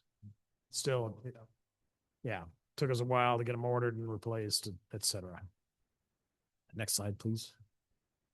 So this is the BESS. So again, the BESS has only been online for a couple years. Next slide. And that was mainly because of all the permitting issues with PG&E to get them to approve the BESS, and then sorting out the control issues. But this is the last year, year 3 of operating the BESS. And again, the blue are when it was charging and discharging to the grid, and the red is the blue is when it's being charged, and the red is when it's discharging to either run our system or feed back to the grid. Next slide. And then this is just a summary of the gross production. Next slide. And a summary of the cost savings that we realized. And I think that is it. Any questions? Board, any questions? Yes, yeah, I do. So our typical energy costs are somewhere, what are we paying about per month, you think, if we weren't? I can't remember what they used to be. They were like, I think we were paying like 30. Do you remember, James, what we were paying, like about 30 grand a month or something, like 20 grand? Yeah, 35,000 a month. And now we paid 64,000 for the whole year. So basically we're getting 10 months of energy for free. Pretty good deal. That's the easy, simplest way I could articulate it to you guys. So Pretty good deal. That's why I wanted to have it polled, so we could talk about it a little Yeah. bit, because I can remember 20 years ago when our general manager said solar won't work for us. Well, at that time it wouldn't. Well, all being fair, at that time it wouldn't. And a lot went. the only reason it worked this time is because we got half of it free money and the There other you half go. is a low interest loan, There you or go. it wouldn't have worked this time either. Right. Yeah, and the tax credit also basically wiped out our loan part of it too. So Yeah. it was basically free for the install. Also, just to add to that, one step before that comment, Dave, we also made some arrangements on CBDG grants with the county to put in a solar array, or not an array, but a solar thing at the library when we did the little extension at the library. And lo and behold, when it came time for the county to live up to their obligation to us, you know what happened. Okay, so I think our previous GM was giving us the absolute accurate information at the time. Anyway, not to get out in the weeds. My comment, I have another comment. Go ahead, go ahead. Earlier, we were talking about switching our disinfection method at the treatment plant. And usually that means switching up to a more energy intensive system. You know, currently we use chlorine gas, which I would love to get rid of because there's You a and lot me of both. risks involved with Yeah, that. you and And me both. the poor operators have to be trained in chlorine safety and be ready to do stuff. So I would just thinking if we want to switch to some more energy intensive type of disinfection, can we expand the solar array to cover that? So, and this is pretty unanswerable question, just in general. If we do that, which I would support 100%, Dave, the amount of above production we're having with our solar, is there a thought in the group about whether that would be feasible? Well, it's absolutely feasible. So it feeds into the whole system. So we'd be realizing pretty much the same savings, but our demand would go up. Some. Yeah. Quite a bit, actually. Well, okay, and I know that we can't answer that specifically right now, but I'd be interested in ferreting that out a little bit. But we have what, only half the area where the solar panels is Yeah. at, got solar panels on it, right? Yeah. God, Oh, was it? I kind of thought. Yeah, it we was, have yeah. excess capacity. We are discharging back to the grid now during our peak production. I think we just did for our existing when we designed it. So, I don't know, whether you went with us down there, James, to, Willits to look at their, Yeah. yeah, and I always thought that was a pretty outstanding kind of a potential for us. So, not to belabor that now, another week, but maybe for a future conversation or look at. And Dave, if you want to bring that up again for an item sometime, that's fine. Sure. That's Okay. And I kind of went down this week and got a little tour of Arcada's UV system that's been up and running for a couple of years, and it seems to work pretty well. They still get some alarms because it has some moving parts that like clean the clean the tubes currently, and sometimes Well- those get stuck and that generates an alarm. You know, would our volume and their volume be somewhat commensurate? Well, ours would be a lot easier than theirs, actually. They're the bigger flow than we have, and they still have trouble with stormwater flows. Right. But, it's worked pretty well for them. Cool. We were all kind of hoping. Well, it'd be problematic, but it's been great. in the future, let's, put I that was down on. there and their operators all had beards. I was like, oh, man. I'm not sure what that means relative to Well, our if you have a conversation. chlorine system, your operators have to be able to respond, and we're a CBA, which you can't do with a Well, beard. and plus you have to wear a class 1 respirator when you Yeah. change the tank. Oh, really? Okay, well, that's So, a little bit of knowledge I don't have. So, thank you, guys. dealing with gases, chlorine. stuff. So, that was Scary. informational, and thank you for that. Where are we at now? So we're now at number 7, initiate the process for the general manager's annual performance evaluation, and that's on page 217. And then our board secretary is going to present that. Thank you, President Mayo. As noted in the general manager employment agreement, the board shall review and evaluate the general manager's performance at least annually in advance of the anniversary date of the effective date of the general manager agreement, attachment 1. During an open public meeting, the board president will select one board member to consolidate all 5 board member evaluations. Once a member of the board has been selected, a schedule should be established, suggested dates in bold. Staff recommends the following schedule: date to complete and return sealed evaluations to the board secretary, April 10th. Date the appointed consolidator will retrieve the evaluations, April 13th. Date for review information to be returned to board secretary for confidential distribution, April 27th. And a date for the closed session for the general manager's performance evaluation, May 6th. At tonight's meeting, the board secretary will provide all 5 board members with an evaluation form and an envelope to seal and return the form once complete. It's in front of you. An electronic version of the evaluation form is available if requested. The board will fill out the evaluations and provide them to the board secretary at the district office in the sealed envelope in accordance with the schedule. The board member selected to consolidate the evaluations will be notified by the board secretary that the evaluations by board members are completed and ready to pick up. The evaluations will be consolidated by averaging each and combining any written comments, so there will be one evaluation from the board and one evaluation from the department heads. The board secretary shall distribute the 360 performance evaluation, attachment 3, to the department heads, collect, consolidate, and distribute the evaluations to the board as part of the May 6th board packet. To finish, at a properly noticed public meeting, the board will convene a closed session to review the consolidated evaluation with the general manager for the purpose of discussing the general manager's performance. Staff recommends the board discuss, take public comment, and ask the board president to select one board member to consolidate all board member evaluations and set a schedule. Thank you for that. Any comments from the board or questions? I think we've been down this path before. I think we all know what we're up to. Staff, any comments? Jim, from the public?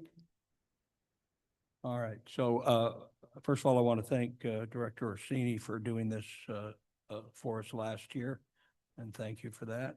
And I have spoken with Director Beitman, and he's agreed to do this for us, so I'm going to make that note that Director Beitman will be doing this for us. Thank you. Thank you, Jim. Moving on to item 8. Oh, before we move on, could I get that digitally, please? Yes. Would any other director like a digital copy to complete, or are you good with your paper copies? You can try me. I'll give it a shot. I'd like a digital how will the digital copies be processed? Sorry. Basically the same idea as you print it and complete it and return it to me, or you can email it back to me. Okay. It'll be much easier for you to to aggregate them if you've got it. Yeah, if I have files, then Yeah, we could do it that way. Well, let me come up with a system and we can, we need to maintain the anonymity of the respondents. I didn't think we did that. I thought we wrote our names on them and turned them in. yeah. Yeah, our Yeah. names are on them. There's no Are they on? anonymity. Okay. It's compiled. Oh, the compiling part of it? Well, That- that, yeah, whatever. Thankfully, I don't do that. So we all good? Yep. All right, good deal. Item 8, review park and general fund draft operating budget for 2026-27, and that's on page 227 of our packet. And our financial director will be delivering this, it says. Thank you. The budget was developed based on current costs, trends, and best estimates based on historical data and experience. For the Parks and General Fund operating budget, the expected revenue for programs is projected to be more than the projected revenue for 25-26 based on current actual program revenues to date. The 107% increase is due to the change in the expanded learning program contract to provide year-round services. Facility rental revenue for 26-27 is anticipated to be in line with the current fiscal year. Property tax revenue for fiscal year 26-27 is budgeted 11% higher based on the estimated actual for 25-26. There is also 1,126,000 budgeted in grant revenue that could potentially be received to fund grant-dependent projects. For the purpose of this draft, the salary and benefits costs are based on the salary schedule that was adopted during 2024-25 employee negotiations with the 2.8% cost of living increase that will take effect on July 1st, 2026. The 36.1% increase in programs' salary and benefits is largely due to the change in the cost to provide the expanding learning program for year-round services. Other operating costs have fluctuated due to activity levels and inflation. Additionally, in 26-27, the district intends to make a Section 115 trust contribution to offset its other post-employment benefit liabilities in the amount of $250,000, 40 of which will come from the general fund. In 2023, the property owners of McKinleyville voted to increase the Measure B assessment amount. The 2026-27 draft Measure B budget is based upon the revenues estimated in the 26-27 engineers report for property assessments. Staff are fully aware that the Measure B fund is currently showing a deficit of approximately $352,275 as reported in the 2024-25 audit. Over the next several years, through conscientious budgeting and regular cash flow tracking, staff will be working towards correcting this deficit. The table below summarizes the estimates of district's fixed cost as well as anticipated cost changes compared to the current year estimated actuals. Approximately 16% of these costs are incorporated into the Parks and Recreation's operating budget, with the remainder being allocated to the operations funds as applicable. Please note the 41.24% increase in general liability. This increase is due to a review of the district's insurance policies to ensure all assets are covered appropriately. Several assets were missing from the schedule and therefore added in the current fiscal year. Questions from the directors on any category item or on the budget overall are welcome. The finalized budget will be presented to the board for formal approval in June. Staff recommend that the board review, take public comment, and discuss the draft operating budget for the Parks and General Fund and Measure B Fund for fiscal year 26-27. Thank you. Any comments from the board or questions? Great. So on this 36.1 increase for program salaries and benefits due to the cost and expanded learning, that would show up on both sides of the balance sheet, right? Because we basically are doing it for time and material. Correct. Yeah. So the revenue for that was mentioned above 107% increase in revenue from the expanded learning program because we do we do have a little extra profit off of that to Okay, cover other things. thank you. Mr. Bender? Anything? Yeah, I'm kind of curious as to what district assets that were missing from the schedule uninsured. Yeah, so it was a project that I took on early, was it, I think it started about a year ago, it took me over a year to get it done. Water tanks, facilities, buildings, parks. There was a lot missing from it. Yeah. So, but it is now audited, reconciled. We actually hired an appraiser to come out, appraise all of the playground equipment, appraise all of the tanks, pretty much appraise everything that's not a building that couldn't have a desktop appraisal done on it. They came out and did it so that we could add it to the schedule. And it increased our liability insurance significantly. Well, yeah, but it's nice that our water tanks are now insured. It's good to have them covered too. Damn, I feel kind of stupid that I was the general manager for 9 years and missed that. I don't remember what triggered it for me. I'm not sure, but it was something that I was just looking at the property schedule. Pat, do you remember what triggered it? Well, it was something that we were gonna file a claim on. Right, it was an open space. A car hit one of our fences and it wasn't covered by insurance. So that triggered us to be like, oh, what else Oh. is missing? Oh, so that car that hit that over by my house, so that kind of started the whole thing? It was one before that. It was over in Little Pond. Oh, Yeah, right. yeah. Luckily, by the time that one was done, it was covered. It was covered, Yeah. right on.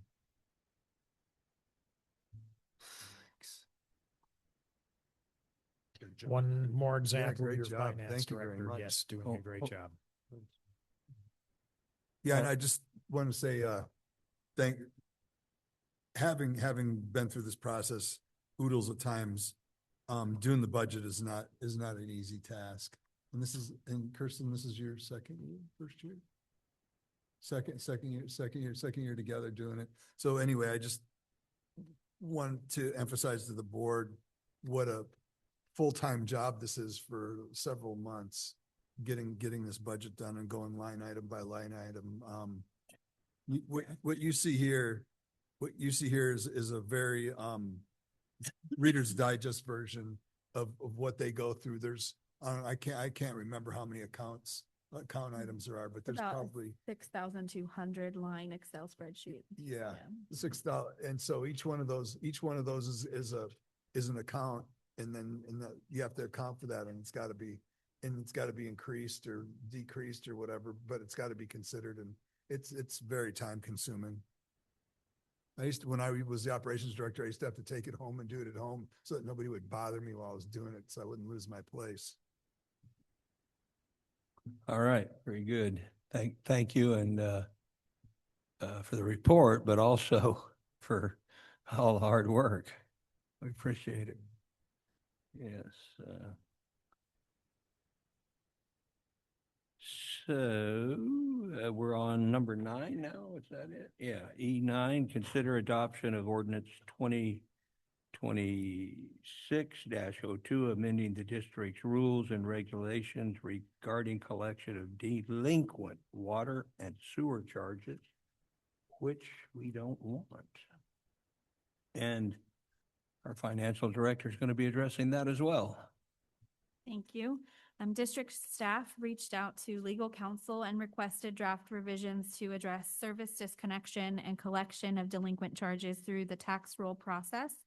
In reviewing the existing rules and regulations, district counsel noted that the sewer service collection provisions already address tax roll collections, but they still reference an older statutory framework rather than the current community service district law provision found in Government Code Section 61115. Because the district's immediate need concerns water service collections, the principal purpose of the ordinance is to add a complete water service collection framework. The proposed sewer revisions are limited, conforming edits intended to update outdated statutory references and maintain internal consistency between the district's water and sewer collection procedures. So, water service amendments, the ordinance adds new rules 11.05 through 11.13 to Regulation 11. Those new rules separately address 1, authorization for collection of delinquent charges on the tax roll, and 2, the tax roll procedure, 3, the report, notice, hearing, and final determination process, 4, filing with the county auditor and collection on the tax roll, 5, authorization for recovery by recorded lien, 6, the recorded lien procedure, and 7, a cumulative remedies clause. Limited sewer conforming amendments include the sewer articles already contained a detailed collection structure.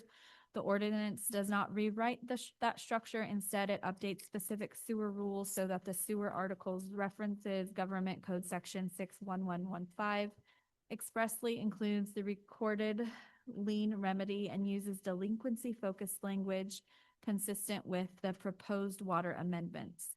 This is the first reading of this ordinance. Should the board approve the first reading, this item will return for second reading and adoption at the May 6th, 2026 regular meeting. Alternatively, the staff analysis consists of the following potential alternatives. Adopt the ordinance as presented, direct staff and direct counsel to return with revisions to the water and or sewer text, direct staff and direct counsel proceed with water amendments only and defer sewer conforming edits. I'm going to skip over the fiscal analysis and environmental requirements and go to, thank you. Staff recommended McKinleyville Community Service District Board of Directors review the information provided, take public comment, discuss, and approve the first reading of ordinance 2026-02. And preemptively, because this question came up in a pre-board meeting, I'll just go ahead and share it right now to give it a value. So in fiscal year 24-25, in total, we wrote off $35,435, 33,666 of which was sent to collections. If any of those amounts were on a renter, there is no guarantee of collections, and the same if it's a homeowner right now.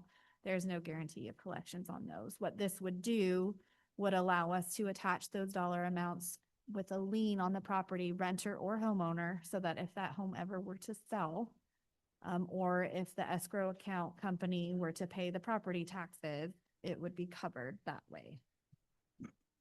As of right now, current year to date, total write-offs equals $18,415. Very good. That's year to date. Thank you.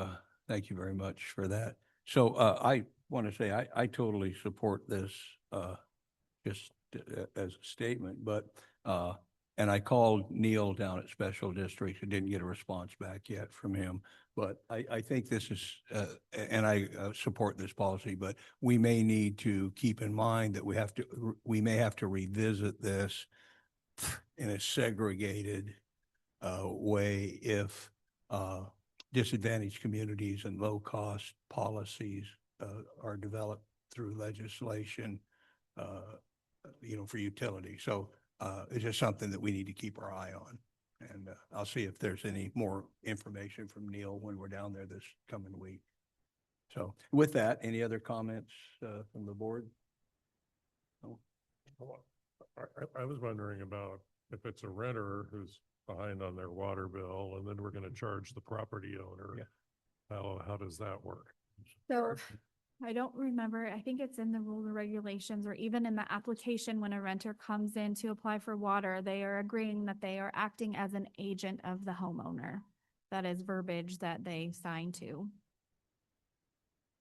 And then basically what would happen is the homeowner would, there would be a lien placed on the property tax for the homeowner. And then the homeowner's only remedy for that would be to go back after the renter. Well, first you would send the property owner a bill and give them the option to pay before we attached. No. We wouldn't do We that? do not know, because it technically is in the name of the renter, so it would probably, Oh, okay. yeah. So we would actually report it still to collections under the renter's name. So there's repercussions for the renter as well, but the amount would actually be attached to the home. So that's a little, Yeah, now, sorry, Samantha. So we do, after the second reading of this, we have to hold the public hearing. Then we'll develop the roles and then letters go out to all the property owners okay, yeah, prior to them being then fully assessed and going to the county. gotcha. Yeah. To yeah, give them okay. that opportunity. Yeah. Thank you. I think that's, much more appropriate kind of process. So Oh, so there will be a public notice. There- there will be a yeah, public there should hearing be. for this? yeah. Okay. In June. All righty. And any other comments? Community? And is it gonna be, it's gonna be a vote, for, what do they call it? Not an objection vote, but it's gonna be oh, what the heck? Geez, yeah. Getting late. Yep, No, it'd be the opposite of that. It'll be a protest vote, yes, protest vote. yes. So if 50+1 don't protest it, then it goes through. All right. So this is a roll call vote, and if you would get a motion. Yeah, I'll move E9 per staff recommendation. I'll second. Okay, we'll call the vote. Director Bender, Yes. Director Bateman, Yes. Director Couch, Yes. Director Orsini, Yes. President Mayo. Yes, motion carries. Thank you. Moving on to item 10.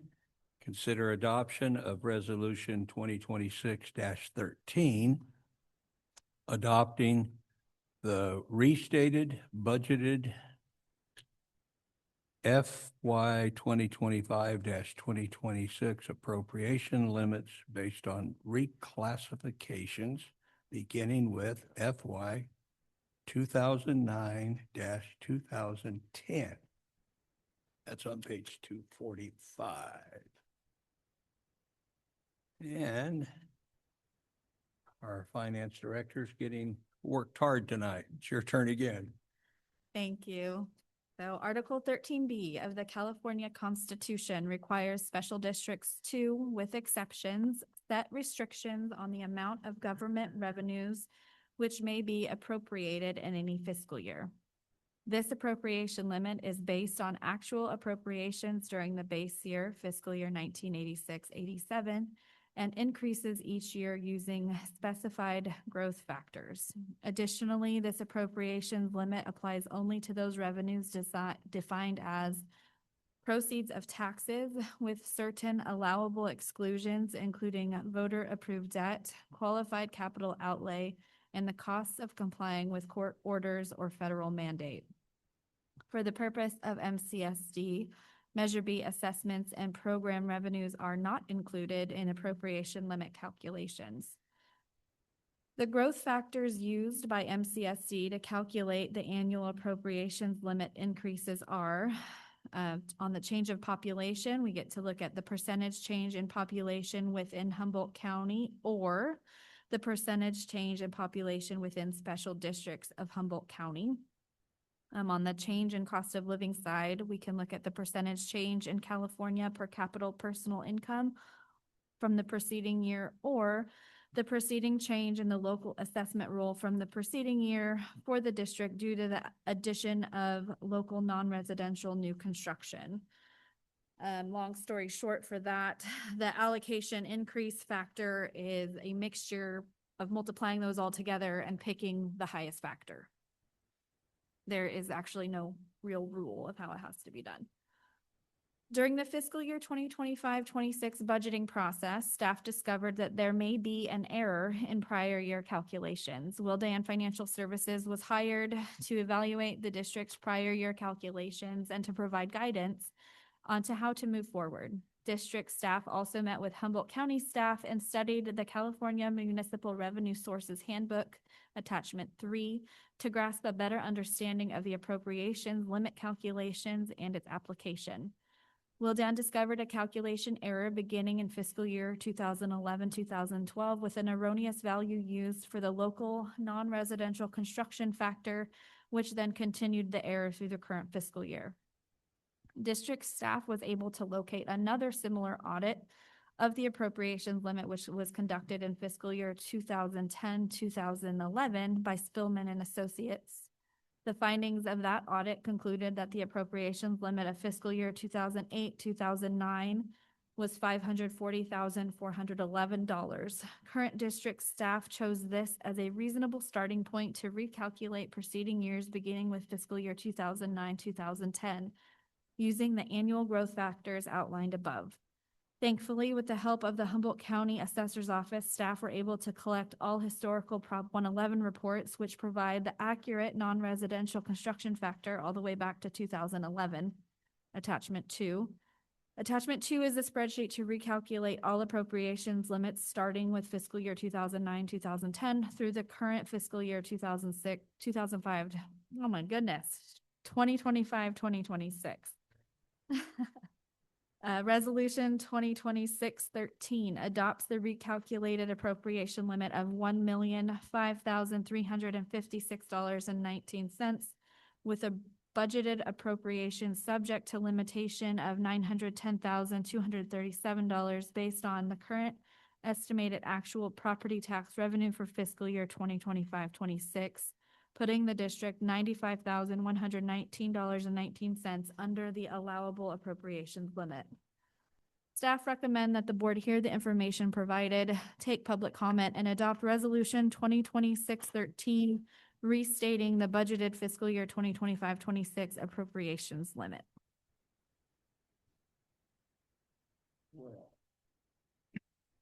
Thank you. Can I say something? Yeah, so basically the abridged story of this is that even though our thank you, well, first of all, thank you very much for figuring this out and getting us back on track with this.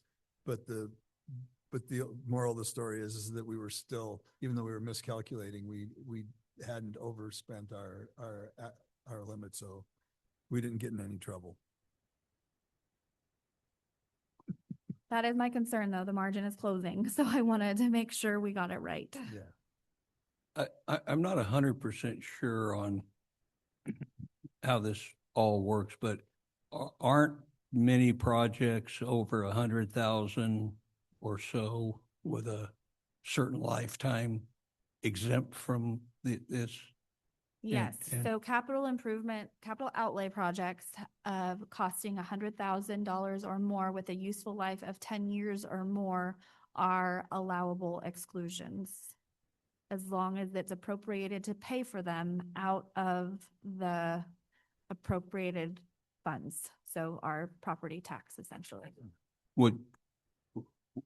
If This appropriations limit is only related to the revenues that we get through the property taxes, correct? Correct, yes. Okay, so- Sometimes user fees such as program revenues that we have could be considered, but we're lucky enough that ours are pretty much breaking even, so we don't have to count them. So that was kind of a little bit of my next question is, in those over $100,000 10-year deals, if we get a grant for half of that, how does that work into it? Those are not allowable exclusions because they are not covered by the property tax revenue. The grant part or then the whole thing?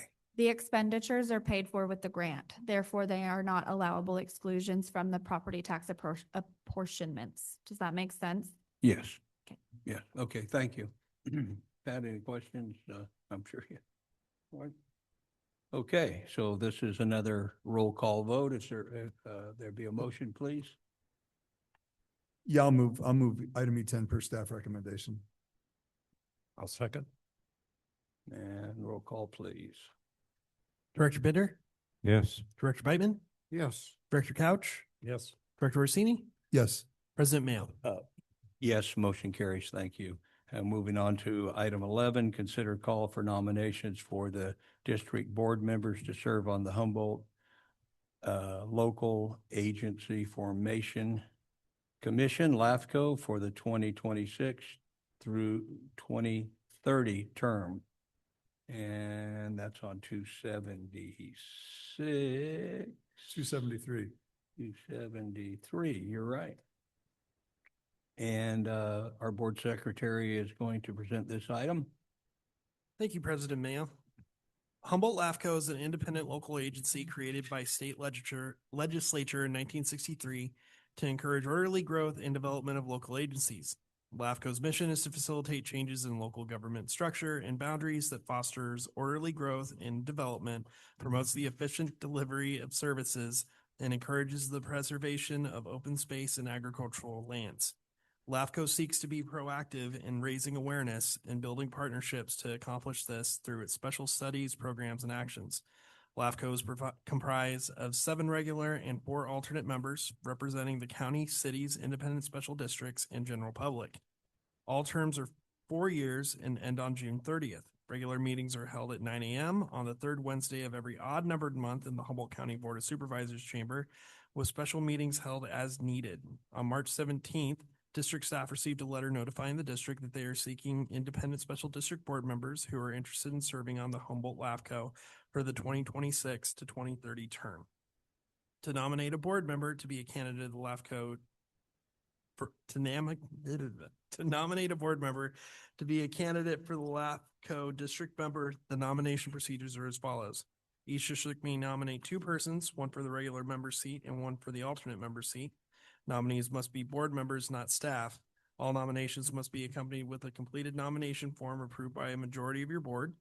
A candidate information form or a letter of interest and qualifications may be submitted with nomination. This is voluntary and will be kept on file at the LAFCO offices to be made available upon request. It will not be distributed with ballots. All nomination materials must be returned to Humboldt LAFCO or emailed to the executive officer. Upon receipt of the nominations, LAFCO will prepare and send a ballot to each district. The ballot will state the return date and how successful candidates will be notified. The deadline for submitting nominations is Friday, May 1st, 2026. Staff recommends that the board review the information provided, discuss, take public comment, and consider a nomination to be considered for LAFCO's regular member seat and or alternate member seat. Thank you. Before I comment, go through, Scott, any comments? No, David? Well, I've been doing this. I would love to be nominated to do it again. And If you give me $20, I'll nominate you. okay. Hey, you're undercutting what I charged him last time. That's why I jumped in there. So You were good so much. grief. You know, $50 don't buy much these days, especially with fuel. Do you have any comment? Okay, so I'll make a comment. Thank you, Dave, for offering to step up again, and I appreciate you doing that. And I really think it's just important that any of these positions that our board members can take is good for us all and for the community. And I would like to ask if, I think it's appropriate, if, where's that thing at here? Right page. So on the application, it says you can apply for both the regular voting member and the alternate. And would you like to do that? I would prefer if Yes. you would do that. And is that all right with everybody? Yes. Cool. In the past, I've lost to Heidi Benzanelli, but this year it's Troy Nicolini. Person who's out, so Well, me against him. you need to be on the radio more, maybe. Well, I'm gonna send a letter to all the special. There you districts, go. the There you county, go. and stuff. There you go. Yeah, Troy's gonna be pretty formidable, though. Well, Yeah. he represents a peninsula Yeah. district, but I think he's moving to Arcata, Was he? so I don't Yeah. know. Yeah, I don't think. He he's bought a plan- house in Arcata. Yeah, I don't think he's planning on being on I think he's planning on resigning or not running. Yeah, He's retiring, Yeah. or he did retire. He did retire, yeah. from the weather, Well, from whatever from this. government. I was. No, he was on the board for Peninsula CS. Oh, that I Or had the no fire- idea. the I- Fire district. and then- I and sat then in Peninsula. for him. at the Yeah, last meeting. that part of it I don't know, but his his government job, he retired from. Yeah, oh yeah, he's been retired for a while. Yeah. All right, so, Brian Allward now has his job. so, So This- this I'd like to roll call. nominate David Couch for the, we have a to second. represent the CSDs for the, apply for both Yep. the main That's what I've position. always done, and Yeah. I've always ended up being the alternate. Do we have a second? I'll second. All right, any comments from the board, excuse me, from staff? We see anybody online? And I see Joey, your son's just chomping at the bit to comment on this. I will tell everybody that this is one of, the county pays me mileage when I go to the meetings. Yeah. Yeah, that's I get a Not- $20 check for going to the not, meeting. not even close to what it costs you to drive, with the gas these days. So, all right, let's, we got a motion and a second, and let's have a roll call. Director Bender, Yes. Director Beitman, Yes. Director Couch, Yes. Director Orsini, Yes. President Mayo. Yes, motion carries, and thank you. And this is our last item for the evening, I believe, no, Now we're on the committee. okay, well, sorry about that, yeah. Board, yeah, board, the finance, Active committee report. well, that's not how it's put in our agenda. Yeah, it is. Don't Yeah, argue with one. me. Don't you argue with me, boy. Okay, I was, I usually work through the back page, sorry. So, our active committee reports, Park and Rec Committee, Did not meet. Audit and Finance Committee. Yeah, we met twice, and my partner here ran away to go to the bathroom, so I'll get stuck doing this. But anyway, we met on the April 26th. Oh, we met on March 18th and we met on, or March 18th, March 24th, and we met today, April 1st. And, we discussed, financing. That'll be coming to the board at the next meeting. You approved the resolution at last month to, direct staff to move forward with going after certificates of participation. We've basically been working through that process. And we'll have something to report at the next board meeting. All righty. That is all. Yep, thank you for that. Employee negotiations, and we did not meet. We did not meet. The Community Forest Committee. We did meet and, the items of substance, we discussed those and, passed those, at the meeting tonight. The Christopher Collier's, appointment to to a voting seat and, the modifications of the rule, whatever, 60, 30, 40, 46, that's it. Thank you. 60, 40, 30, 40.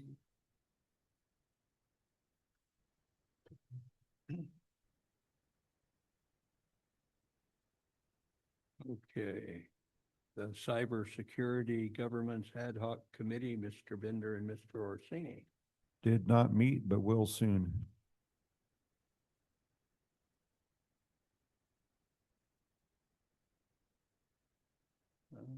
Okay. McKinleyville Area Fund. McKinleyville Area Fund will be meeting tomorrow via Zoom at 4 o'clock. And we have quite a packet of applications this year. And people are requesting a lot of money. What, So it just in general, approximately how many applications did you receive? 17. Wow, that's pretty significant. Yeah, cool. All right. We'll see how And, that goes, and I'll have a wrap up for you next month. And the McKinleyville Municipal Advisory Committee. McMac meeting did meet. on the 25th of March. And it was kind of a lightweight meeting. The community and safety and county info presentation consisted of Chief McDonald from the Arcata Fire District, who gave a brief report out on the fire and medical activity in our district over the last month. Supervisor Madrone was there. He spoke a little bit. Sophia Pereira was there representing the Department of Public Health. And she spoke on the community health assessment that they're rolling out right now. So if you haven't seen that yet, keep an eye on bulletin boards and on your social media, and you can take part in that survey that they're circulating. It's meant to inform the community health improvement plan. The subcommittee reports, there wasn't really anything outstanding there. We did welcome the newest MCMAC member, Michael Smith, who it was his first meeting, and he was happy to be there. And we wish him all the best, and we're glad to have his service for the remainder of the term.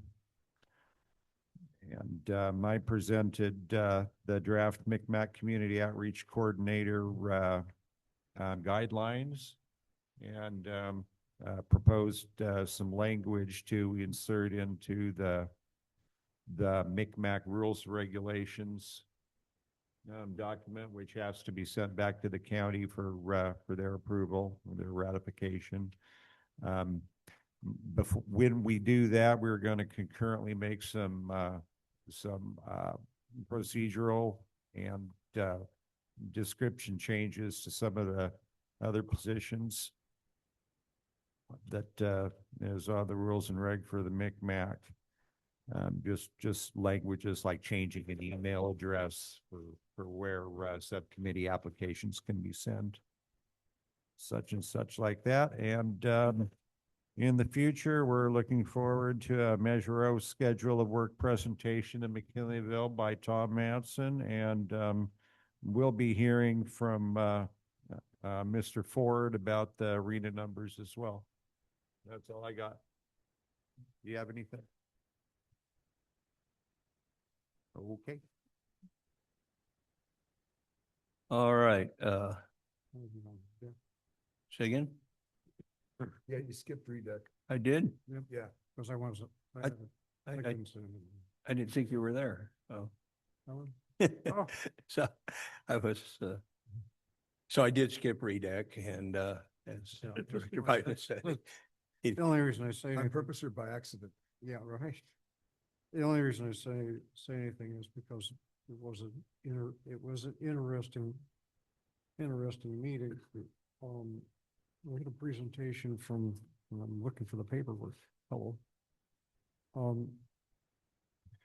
On disaster, work that's been done, starting with the, king salmon, with the king salmon flood and so on, and the recognition that there has been little or no coordination available. And the person that presented was,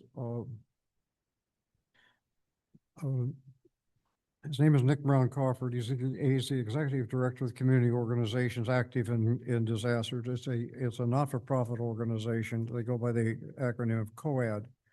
And we got a good presentation on what they did in the king salmon thing. And he's put up an online slideshow of his presentation, which was interesting. But what he did was he laid out the phases or the stages of disaster recovery, and pointed out, which is no surprise to any of us, that the decimation of the federal support and federal funding has had a pretty serious effect on it. What they have done is they put together a not-for-profit organization which has coordinated all of the various stages of response. And he points out that they are not, they're not government funded and they are seeking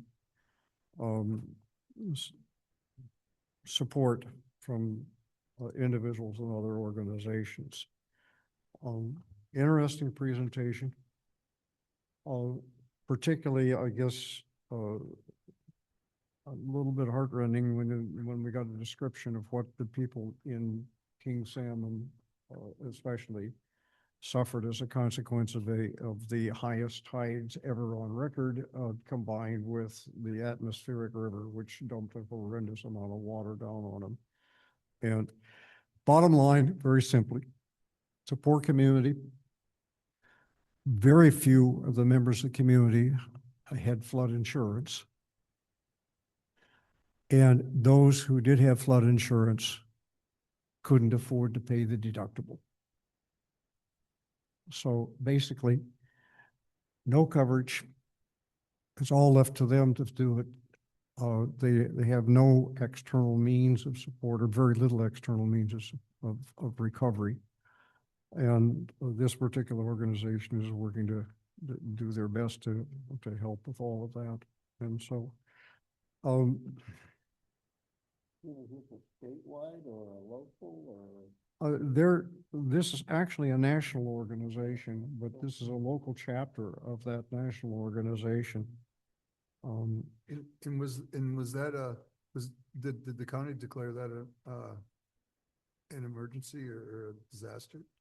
So They did. they had difficulty, Board level.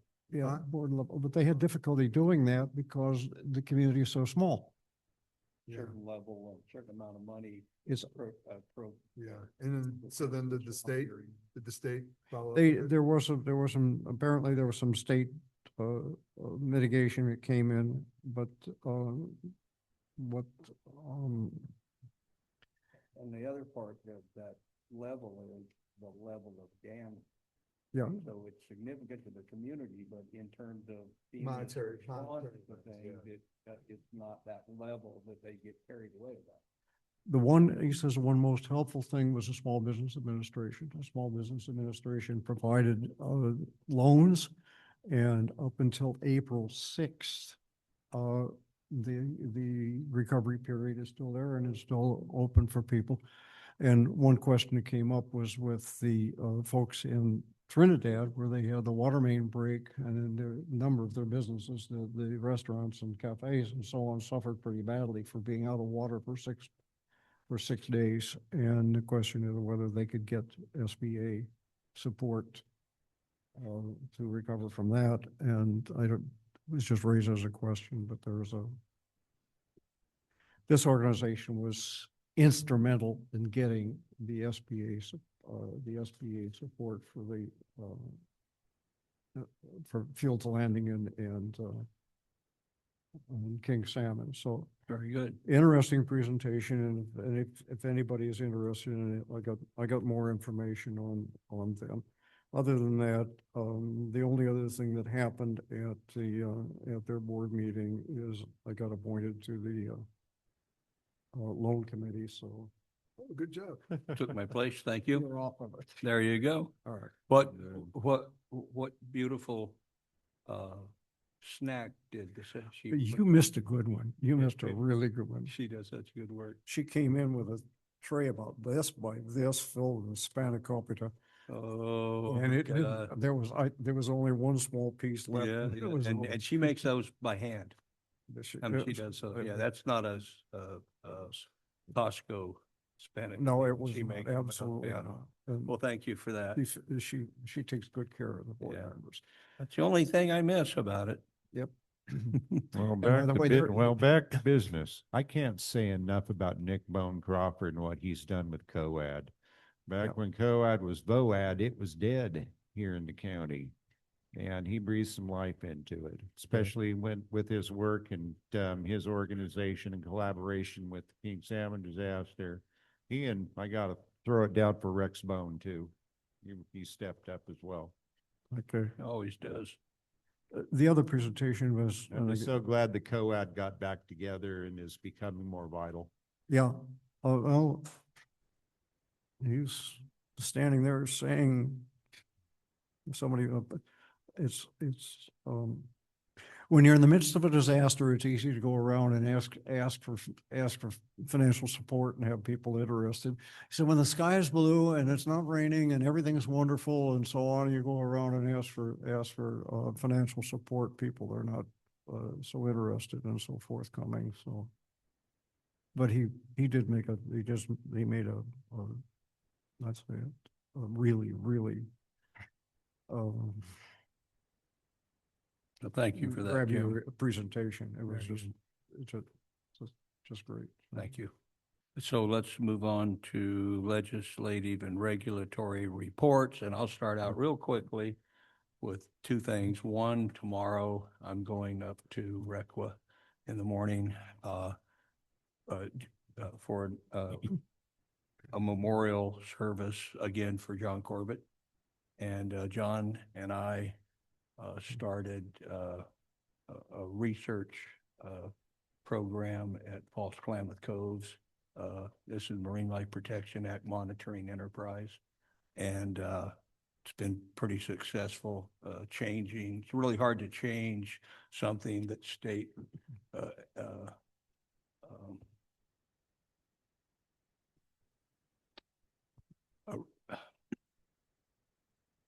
the MPLA is not necessarily a regulatory entity, but it is an entity that affects a lot of stuff. And involved in those processes is Resource Legacy Foundation and Fish and Game being outside of the sphere of normal ability to make changes. It's really hard to make a change when they say this place has X amount of use and you say, no, it doesn't.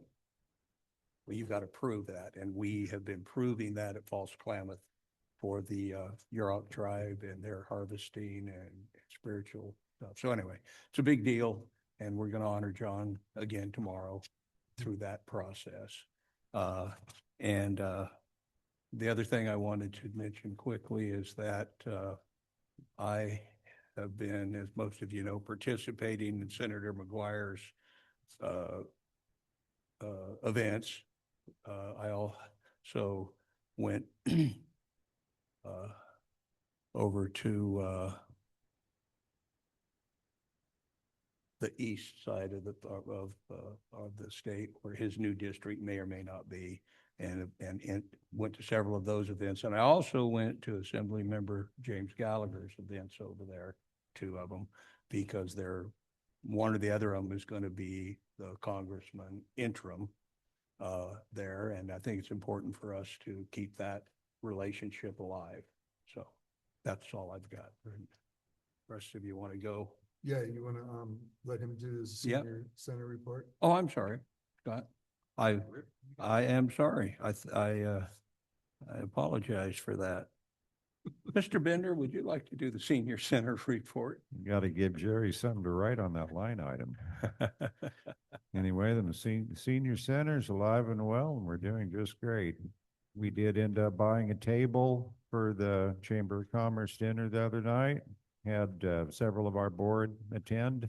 They had a wonderful time. A few of them even got a hotel room for the evening because they plan on partying after it was over. I seen you had a picture with all the girls, huh? Oh, you bet.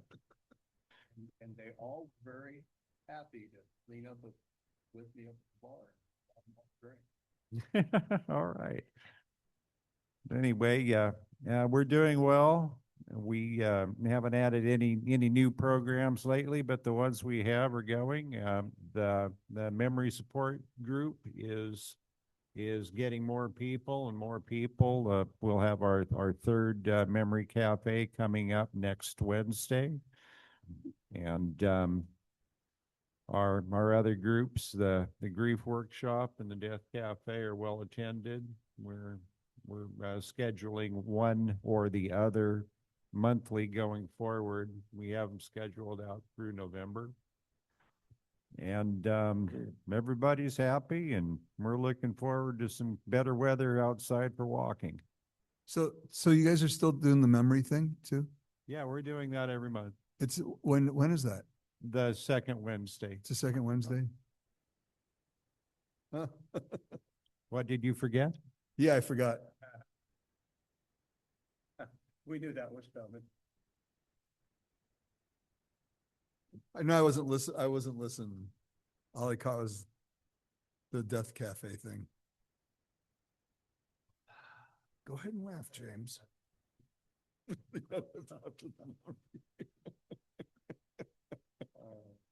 Okay. Thank you, Scott, and I apologize for short shrifting you there. I'm going to add one more thing to the legislative deal is that we're going to Sacramento Tuesday and Wednesday for special districts. And, well, you know, legislative days. So I just wanted to mention that. And Joey, if you wanted to comment on that at all. Yes. So as I mentioned to each of you individually, as I had you sign your travel forms and handed you your per diem, y'all will be leaving on April 5th. You'll be attending the event April 6th and 7th. District vehicles are all set up for you guys. And itineraries and information are going to be sent with Director Bender, normal packet I give you. And we'll also send that with you, Director Orsini. You pick up the vehicle. And yeah, long and short of it, meetings are lined up per our CSD rep with Senator McGuire, Assemblymember Rogers, and hopefully Senate State Senate candidate Damon Connolly. So yes, good things, all good things. Yeah. Anyway, I understand the emphasis, but I wasn't trying to be disrespectful or of the special district's agenda, but I also have 6 of my own appointments. Yeah, if you're going to go down there, you do everything you can, in my opinion, anyway. So, thank you. I think Director Beitman has a good update for us on the legislation. Just add one thing, that this came up at REDAC, but it's a legislation thing, that Chris Rogers has, representative, is introduced AB 1866 for the California Disaster Act. This is the city, this was written by the city of Riverdale, but very simply, city of Riverdale is pleased to support AB 166, which would strengthen the California Disaster Assistance Act by ensuring local agencies that do not qualify for federal disaster aid are prioritized when being considered for state disaster public assistance following a state declared emergency. And what they're doing is asking asking for support, writing a letter of some sort to support AB 1866. Well, thank you, Jim. Appreciate that. Yeah, I can give you that. Okay. Joey, would you like the copy of this or? Yeah, that'd be great. Okay. Please and thank you. Yeah. All right. Well, thank you. And Greg, any? Well, I will. Okay. No, I'm fine. So, I think before we do our staff reports, with the board's indulgence, I see Supervisor Madrone is online and I'd like to give an opportunity if you'd have anything you'd like to say or, just chime right in. Thank you, President Mayo. Can you guys hear me okay? Yes, sir. Yeah, great. Well, I apologize. I wasn't at the meeting earlier. I had some conflicts, but came in, about 8:15. So I missed some important stuff, but I'll catch up with folks on that. I want to thank the board for supporting Director Couch as a LAFCO rep. Hopefully he'll get one seat or another. And I want to commend, Director Couch for his presence at LAFCO. Sometimes he is the one that helps make quorum. So thank you, David, for your engagement there. Nothing else to report. Thank you. Thank you. All righty. And now, if we could do our staff reports, and starting with Finance and Administration Department, our Finance Director. I have nothing to add to my report. Thank you. Thank you. And thank you. Ditto. And thank you. So, so we had the karaoke no, and the talk radio no. Yeah, thanks. And the general manager. Oh, I report. just wanted to mention, I think all of you know that HCOG board had approved a non-voting seat on the TAC for MCSD. And we have our first TAC meeting tomorrow. James and I will go to. And I'll be reporting out on that in my staff report from this month moving forward. Very good. And that was a good effort by everybody, not just this round, but the last 12 years. So for all of you that aren't here and are still here but off somewhere else, thank you. And nothing on the president's report. I've already mouthed off. Any board member comments, announcements, reports, or agenda item requests? I had a Seeing comment. none? If you buy our local newspaper, look in the April Fool's section. We made it. Us old white guys. I've got to put something in there. I've got to where I rarely look at that, but I'll take a shot this time. Yeah. Anyway. It smacks largely of Kevin. Yeah, that was good. I'll say it. Okay. Adjourn. Thank you all. Thank you all.